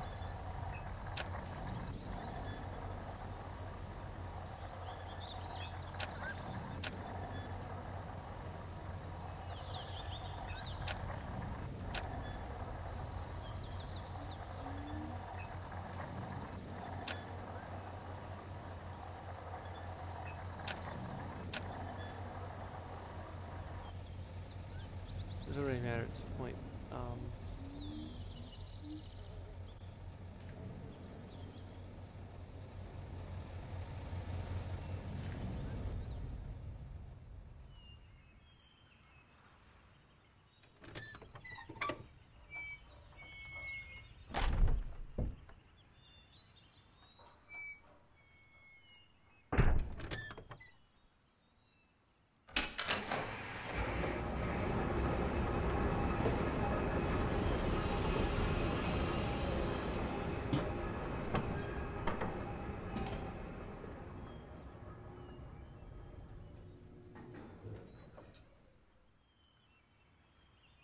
It's like huge village filled with all these like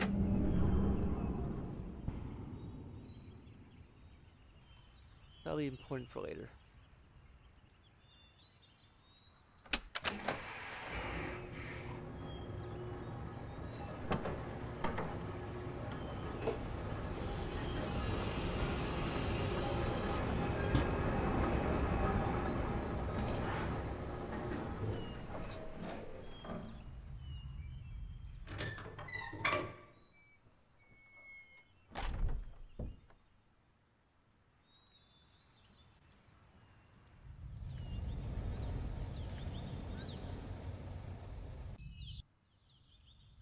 I think we can go.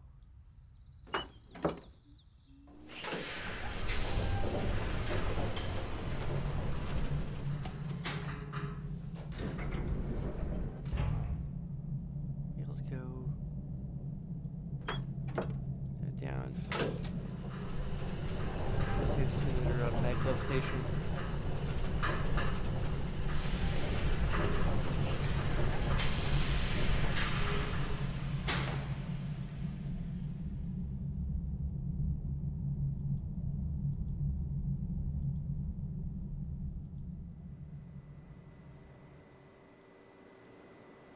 So let's not leave just yet. We're not really finished here on this island.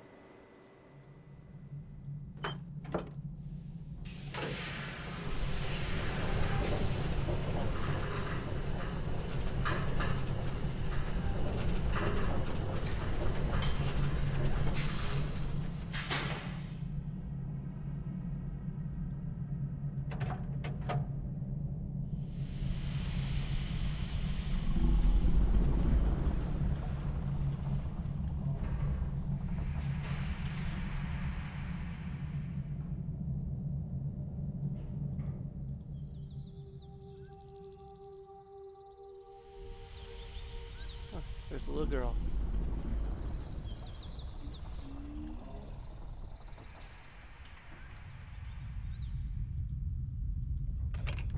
I think if it would have been the first place we'd gone to, that would have been the tower that would have been activated.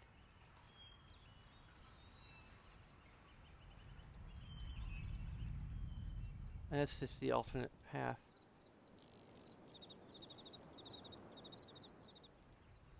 Okay, if I'll see it from this angle. There's a little metal beam over there.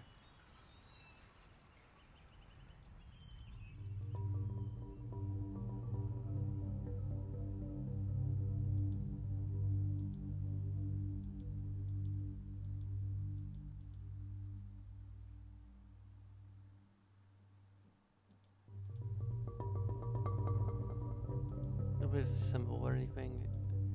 It just kind of looks like it might be. Well, if there's any of those little marble things around here, so.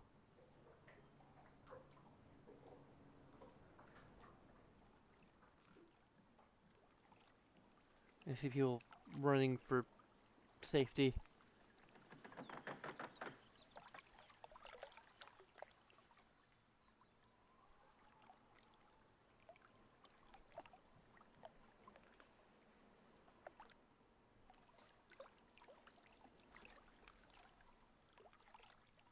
Like the warning sounded however long ago, and they're just now running away. There's some sort of squid thing. There's another one of those weird. You can very clearly see that it's an actual like hole in the water.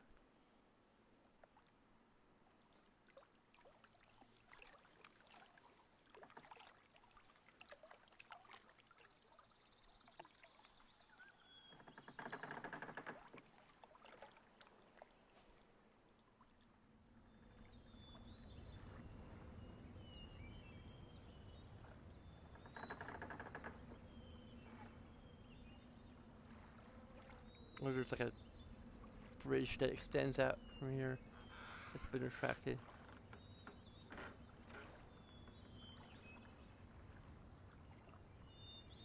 Somebody forgot to retract their bridge.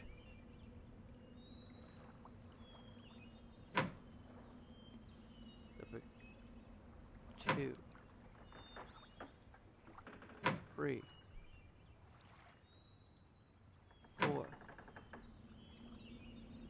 5.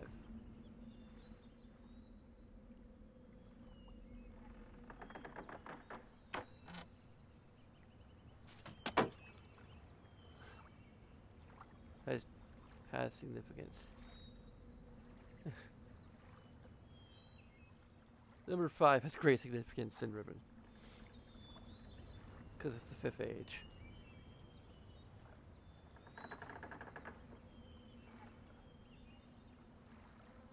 Hey, it's a Dalek.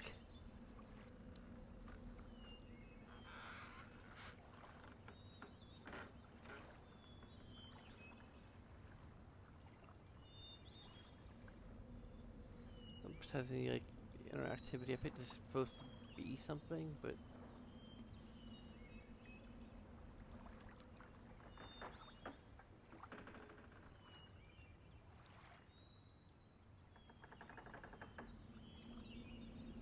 some kind of forge or something, or a boiler.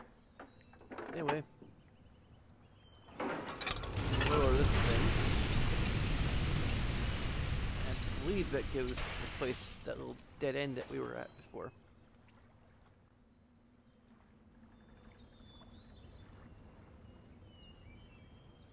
And you can kind of see from the shape of the hole in the water. It's very similar.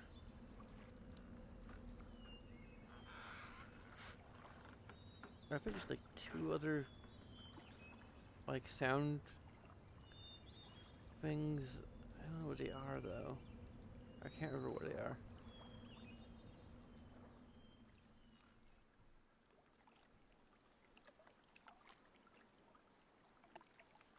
Maybe this is these free. I can't remember there being any others.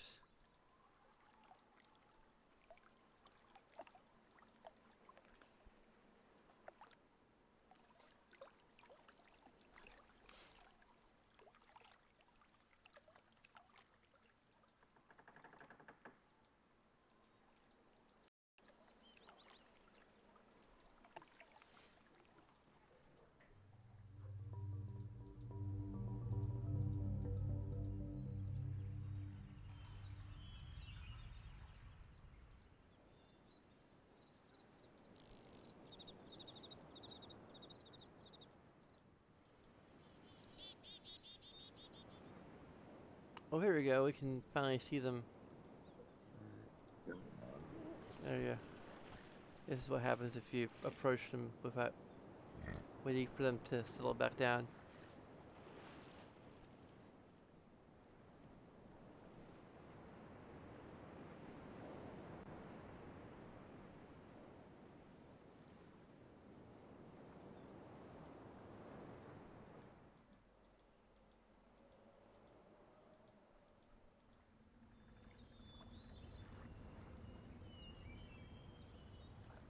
Okay.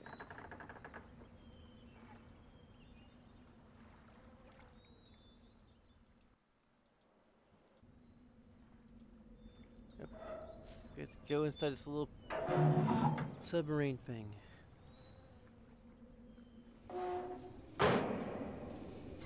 Well, this is... I don't know if I want to draw a diagram of it.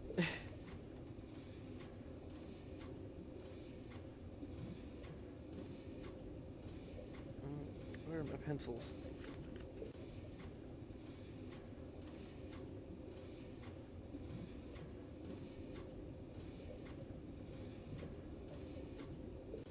Oh, I'm sitting on them.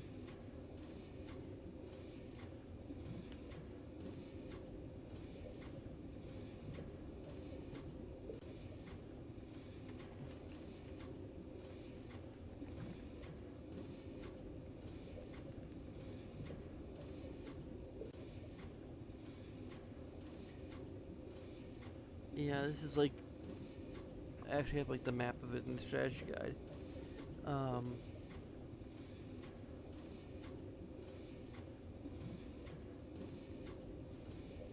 So this is gonna,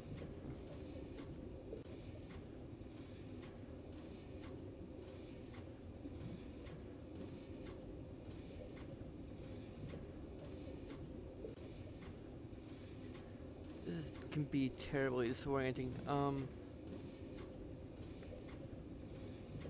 I can't tell which way we're facing either.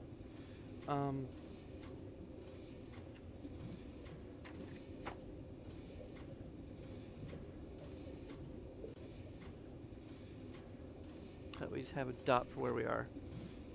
Well, let's just say this is forward. You can turn around this thing. Similar, the controls are a little bit similar to the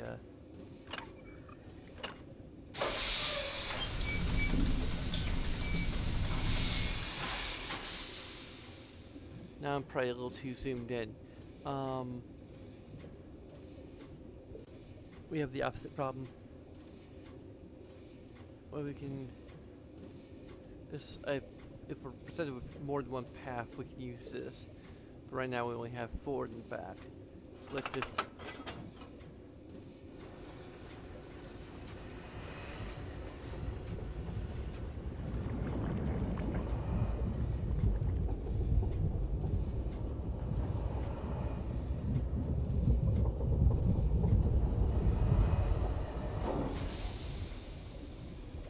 So we have,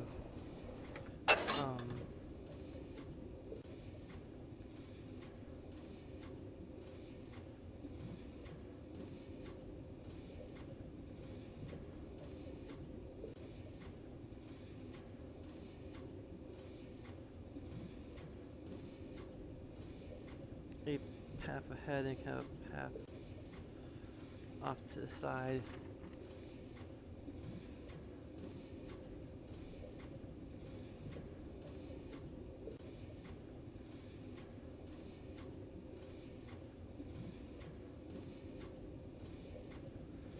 This could go.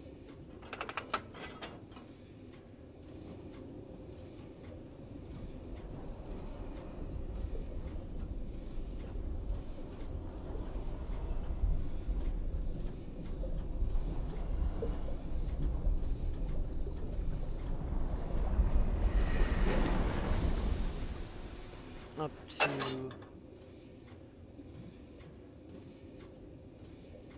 this node here.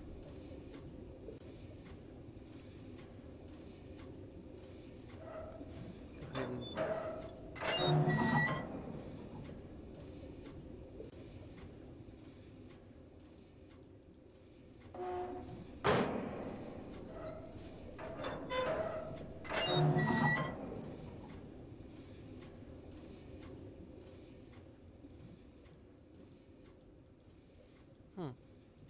that's odd. I thought we could get there. This is, I believe it's the gallows.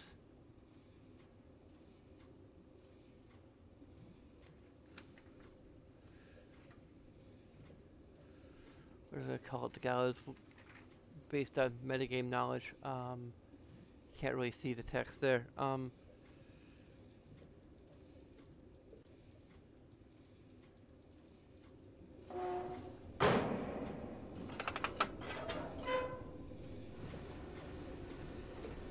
we can keep going forward. I guess. What?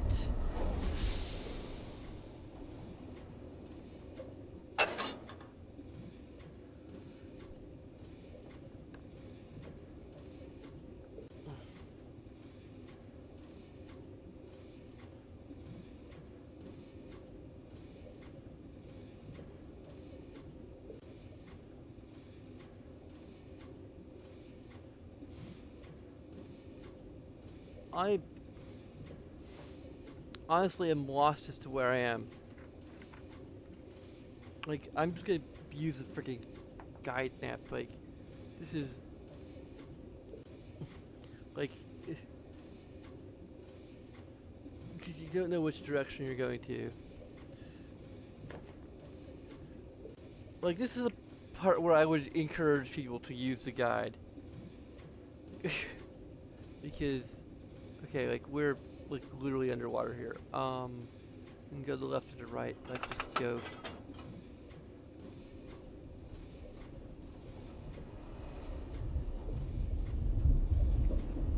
It's so easy to get disoriented.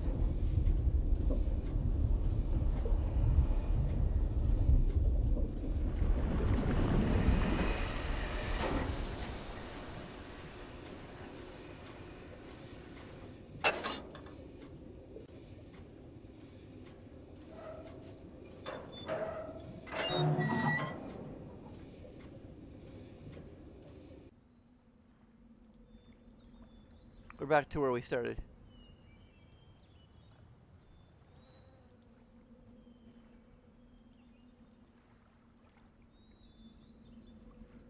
I believe this is supposed to be the submarine dock.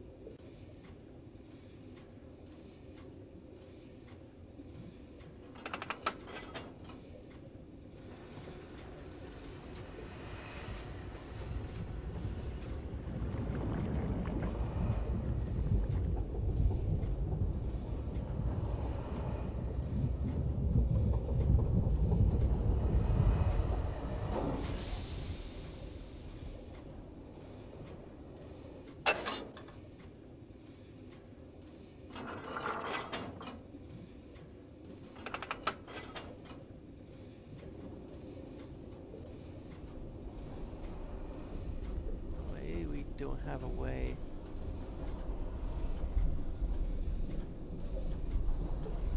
I think we can only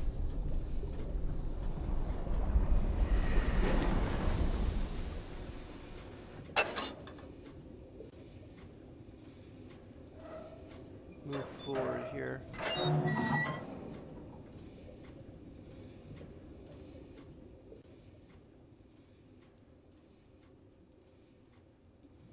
We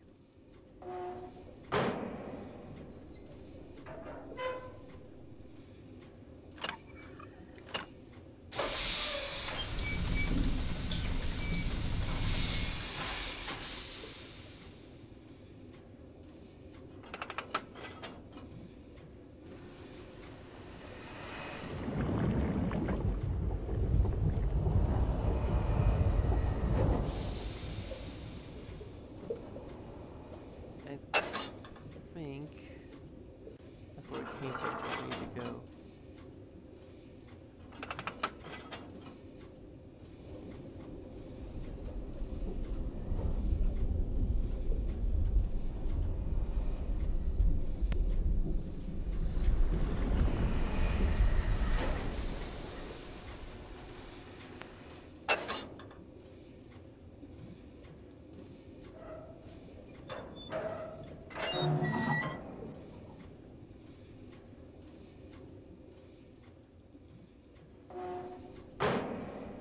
What? Okay.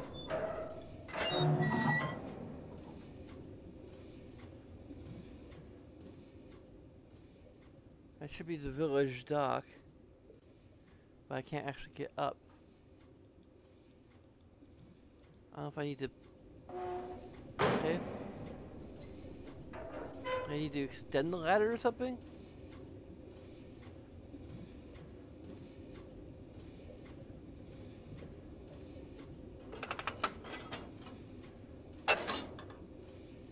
Okay, so yeah, this is a dead end.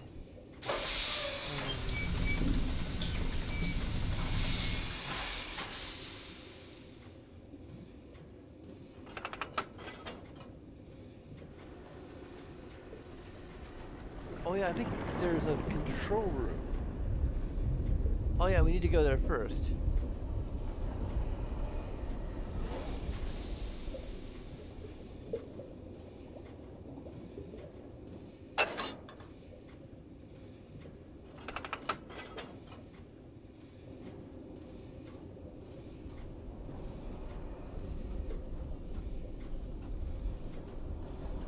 So we're doing wrong.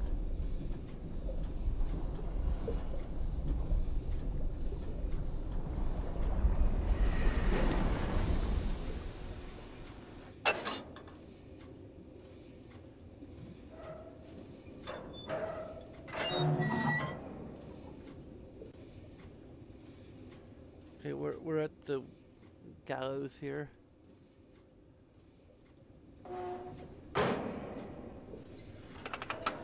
Press on forward. I wish any place in the game actually shows like any kind of map of what the system looks like. So, like we literally had to sort of map it out for ourselves, and it's.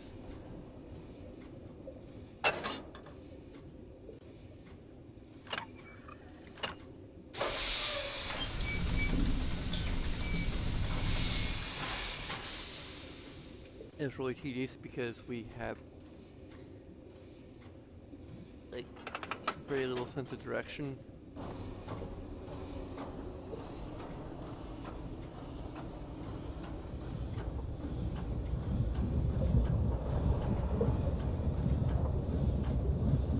That's the bottled water.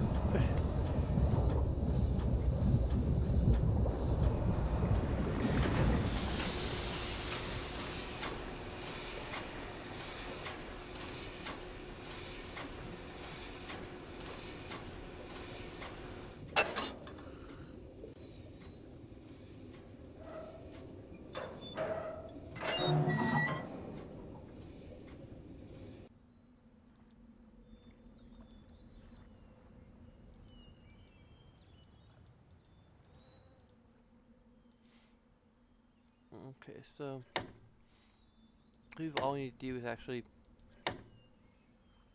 put all of these up. Maybe.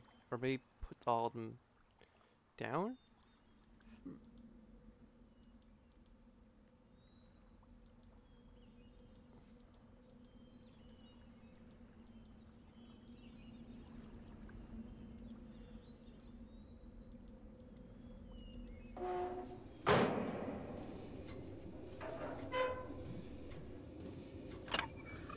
I'm just gonna see if we can have them up.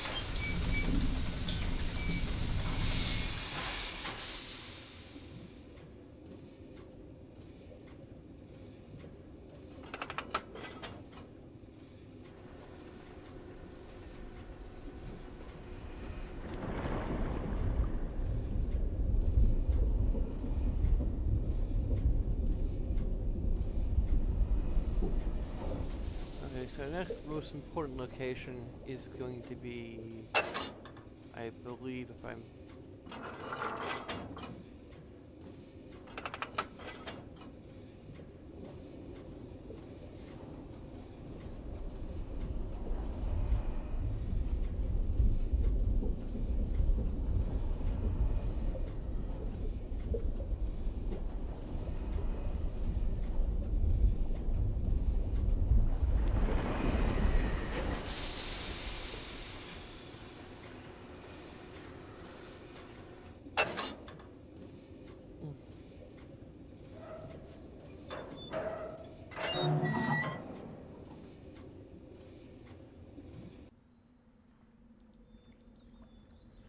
the right place. Okay.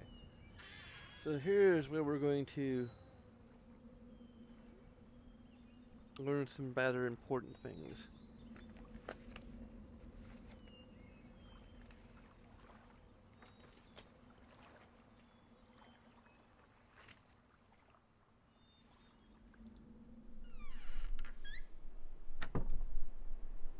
Also, it has some more tiny text.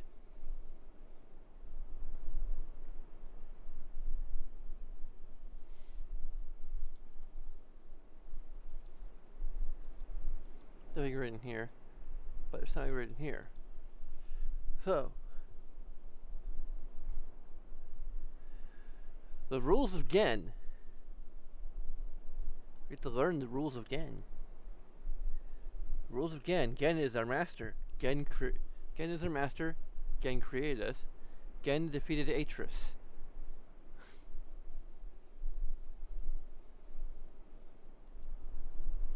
You can see like the different Dunny letters, but there's no real context for which letters can correspond to like which sounds and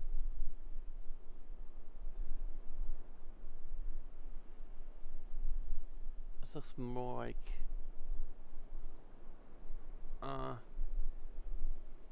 no one's like really transcribed that. It might be a little too like pixelated to actually be able to make out anything.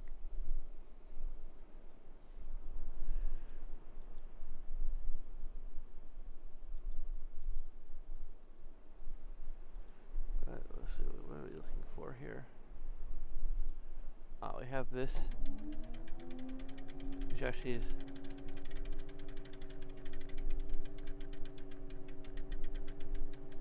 Terekoi Danni, ki bayem revat, al royem betig tavom, ga bodona gayem.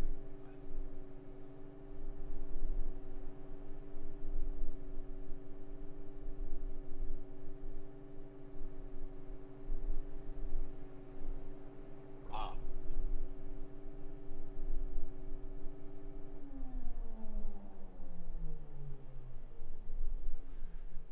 yeah, I don't know if there's anything about spoken Dunny.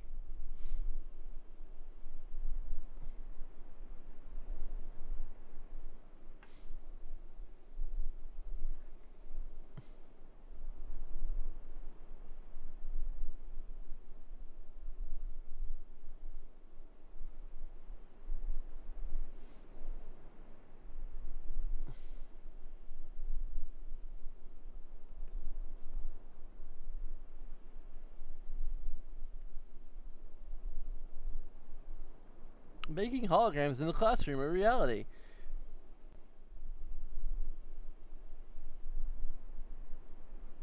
Really?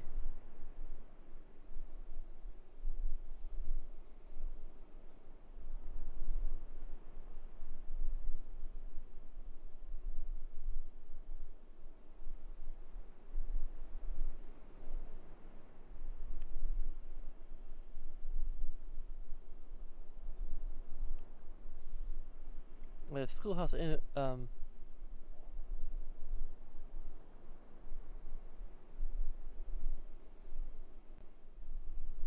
okay.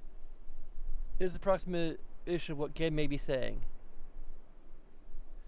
In the Dunny class, respect the 5, keep to your work, and you will be succeeding. Good.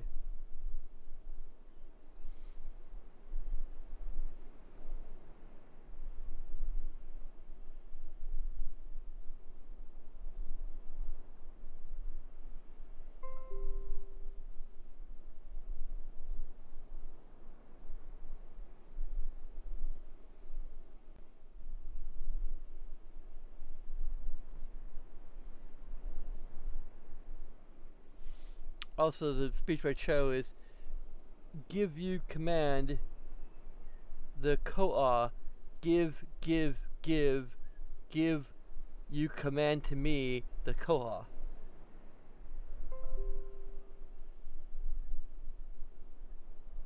Basically saying, give me the book. It's like broken Dunny, basically. Here's what we're really here for.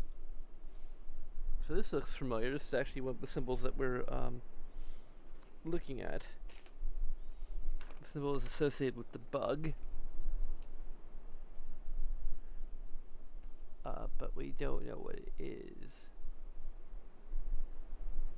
yet. So, you have these gallows here.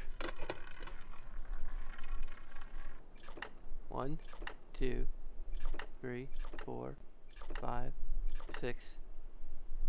So that is the number 6.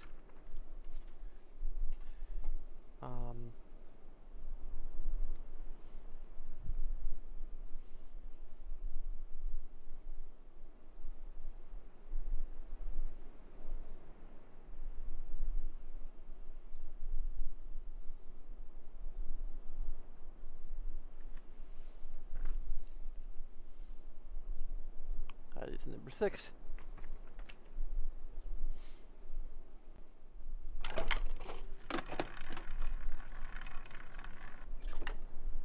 Two, 3, 4, 5. That is obviously number 5. We've already established that, but this confirms it.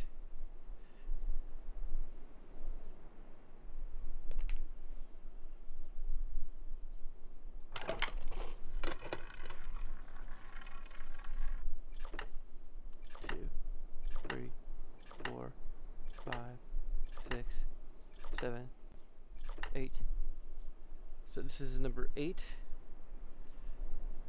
Let's put 7 between that.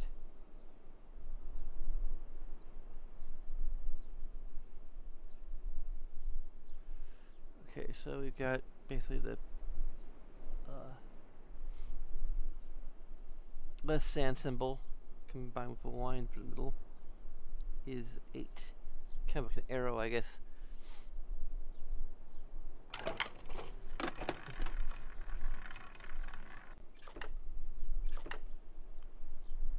One, 2. Buckle my shoe.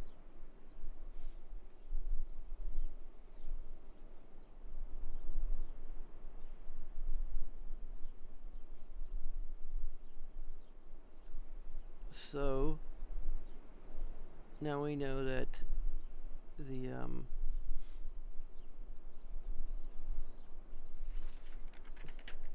bug symbol is a 2.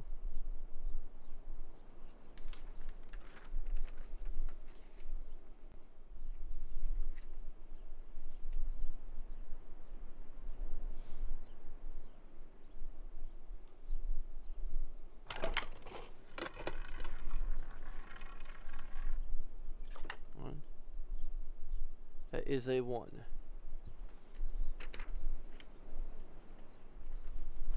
So a line down the middle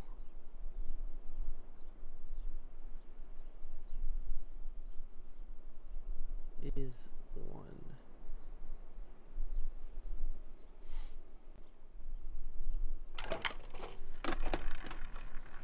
Look down the center.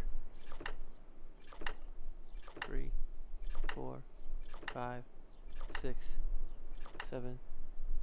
So 7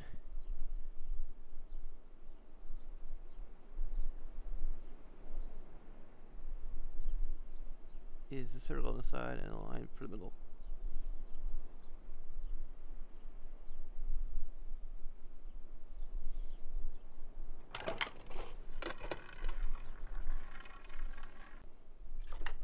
That's 5. Hey, 5 has significance. It kills people. It's the killing number.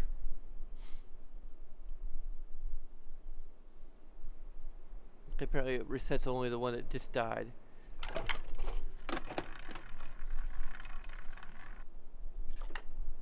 Two, 3, 4, 5. Okay, it didn't really help.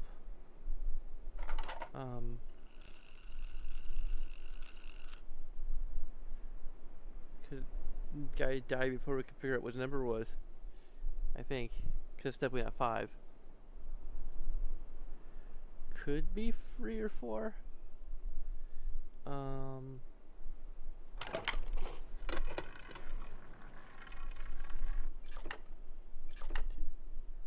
That's 2 again.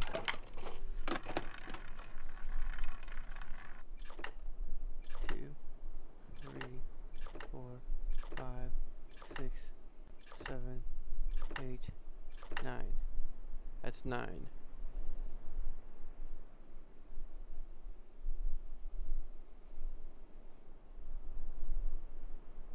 So everything past 5 has the 5 symbol already as part of it.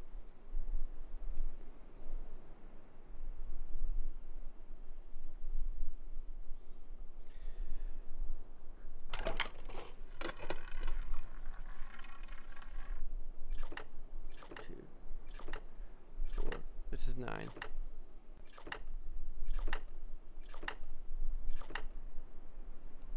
They're tied.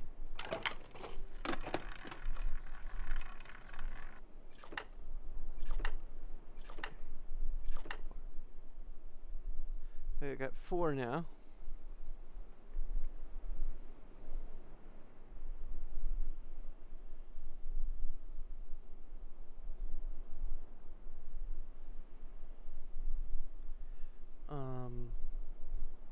We still haven't seen the symbol for the frog. Though I am suspecting that is a symbol for free. And I'll tell you why.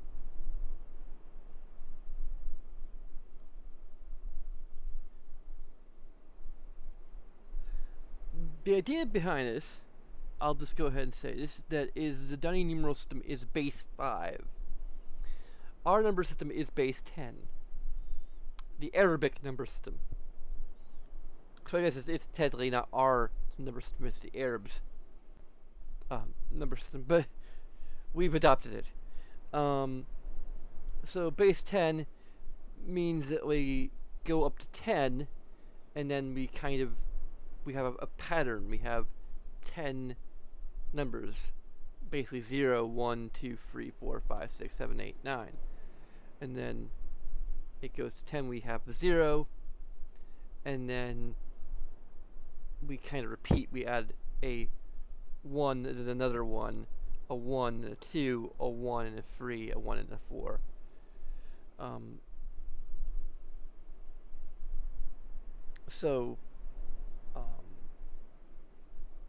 We have 1. We start out with. Then we have 2, which is that half circle. We have 3, which I'm again assuming is that like less than sign. 4, which is like a little square in a corner, and 5 basically kind of resets in a manner of speaking. It's rotating the 1 90 degrees so that's in the middle. Then 6, I guess, is 1 plus 5. And 7 is 2 plus 5. Then 8 is 3 plus 5. So if I'm correct, then 3 should be this. 4 obviously is, we can go onward to 4, and you see that we have 4 plus 5. So we already kind of have solved what 3 is, but we're going to keep on going until we can confirm that this is we're actually correct, which I don't sure we really need to, but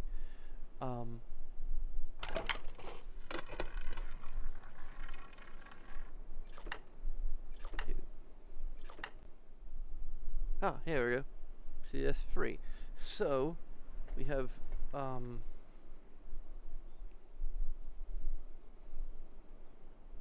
So our free different symbols are 2, 3, and 5.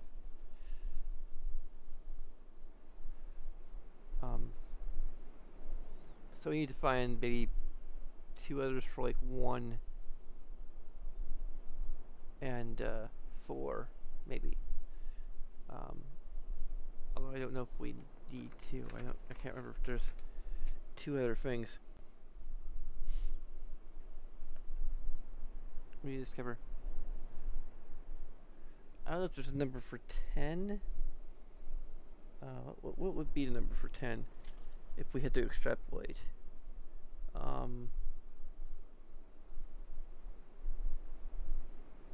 I believe 10 would be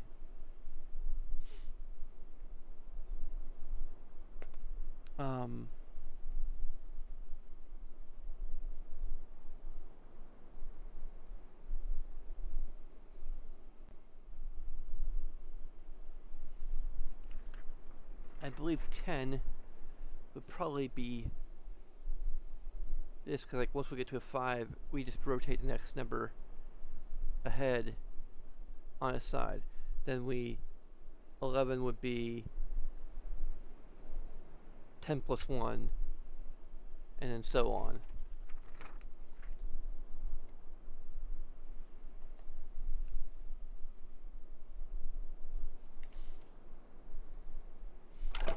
I don't know if they actually have a 10 in here.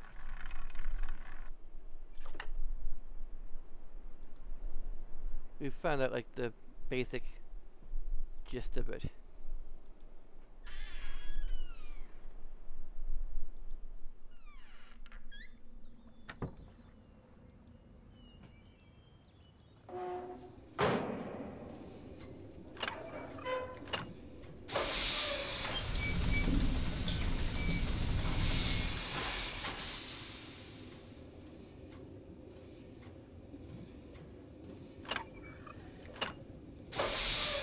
I didn't mean to do that. I meant to go forward.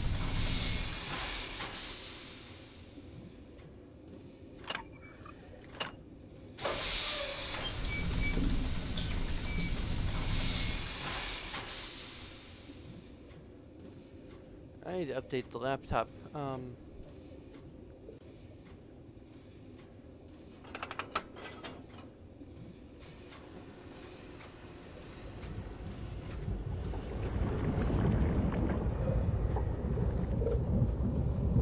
We have one other place we need to go to. And we're already on track to just go there.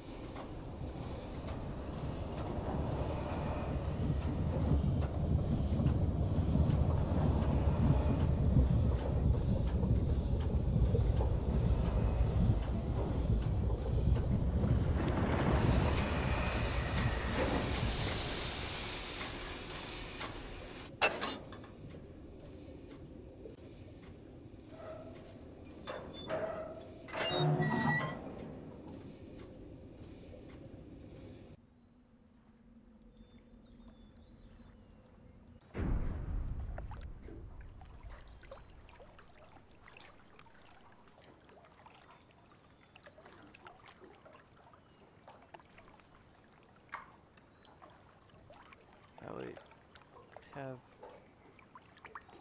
a pull on this.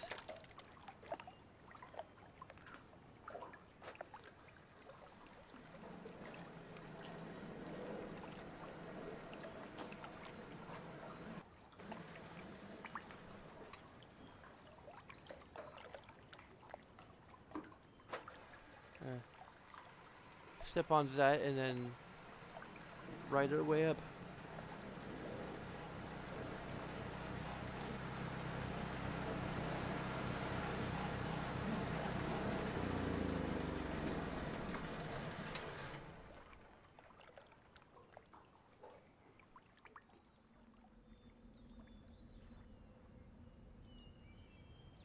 Have some kind of prisoner.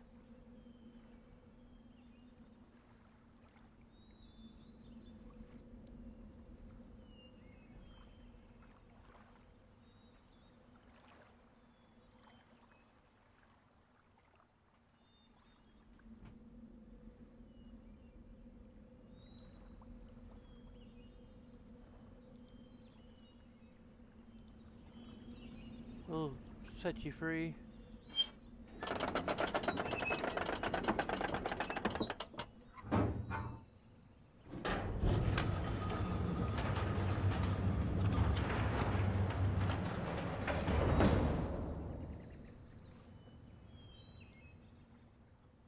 He's gone already. What's the status?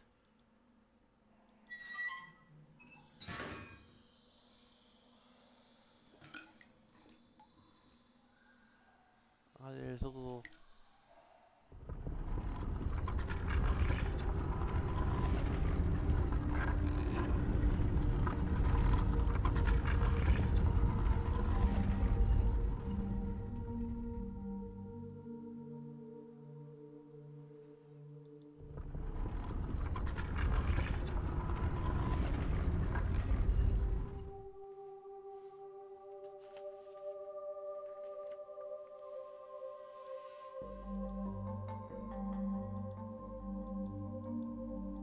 Okay, we're complete blackness. Okay. Now we're... we have a little lights we can turn on.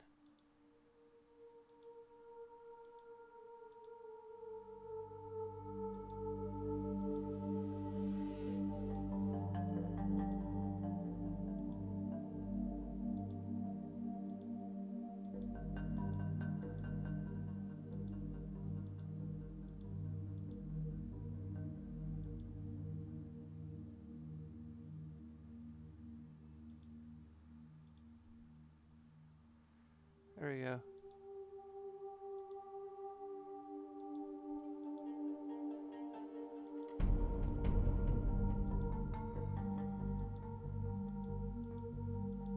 There we go.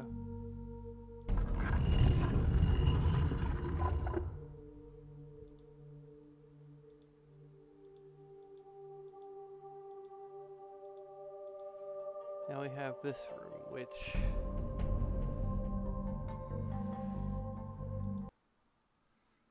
Let me go ahead and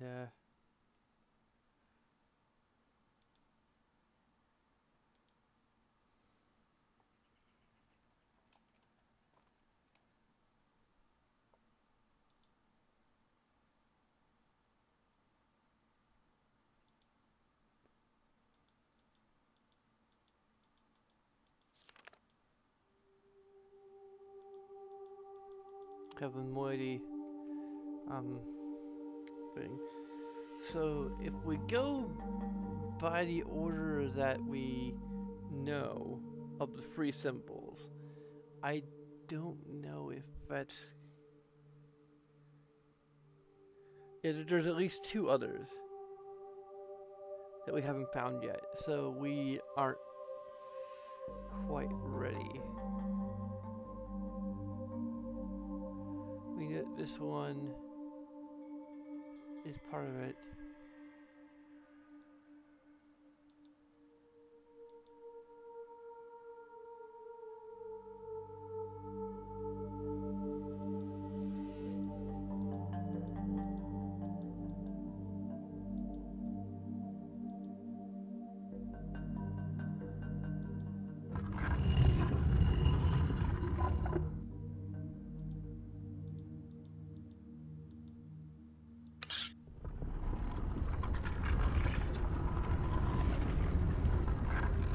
Some on the other islands, I can't remember where exactly they are. I know yes, all the creatures that we encounter are. So I know the Sunner is going to be one of them. I'm not sure where that stone is.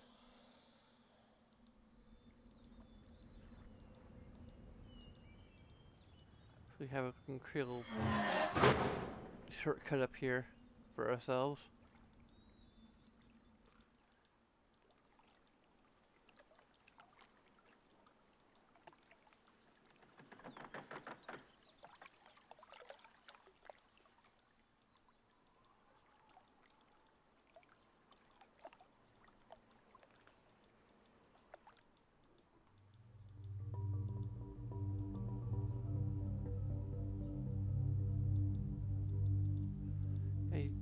Don't know what the safest view is other than having a view out into the ocean.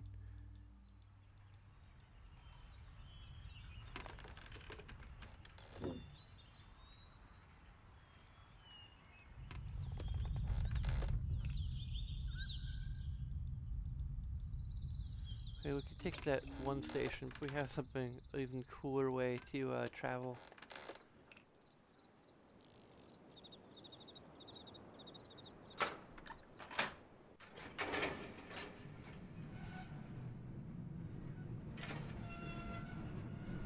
Might actually call it a night very soon.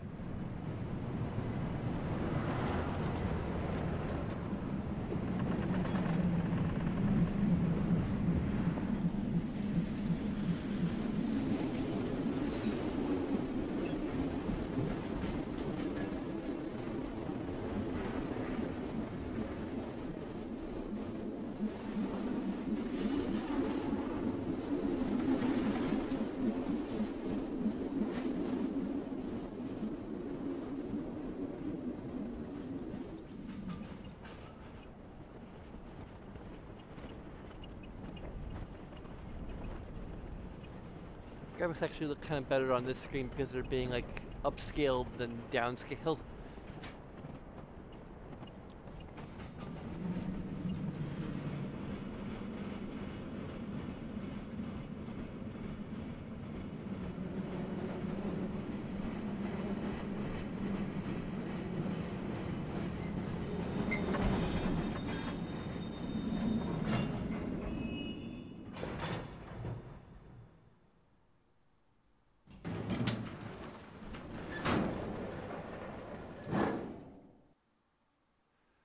Okay, this is Boiler Island. I think this might be where we, Boiler Island, otherwise known as Crater Island.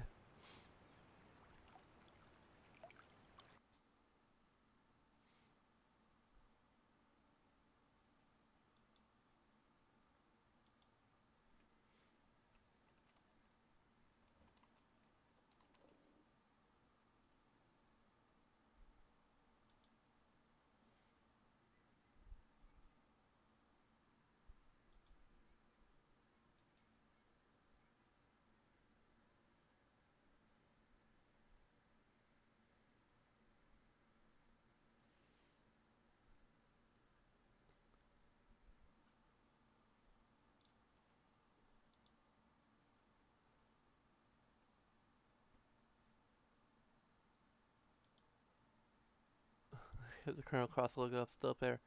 I'll probably change it at some point.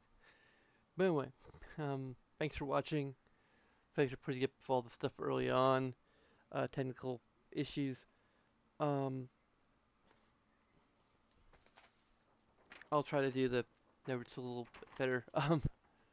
These are also like mirrored, so like the backlight it and then I don't know. Anyway, thanks for watching. You can follow us on Twitter or support us on Patreon so we can afford better webcam setups for the notes, for note taking. Also, I'm going to be moving up hopefully in October, so that it will help with that and other, means of upgrading our setups and stuff. This is kind of ambitious, but this is one of my favorite, probably my all-time favorite adventure game. My favorite installment of the Myst series. So, really wanting to do a playthrough of this. So, again, thanks for watching. You can support us on Patreon. Again, I just said that. But you can also do all of the things just about every YouTuber asks you to do. Until next time, sayonara.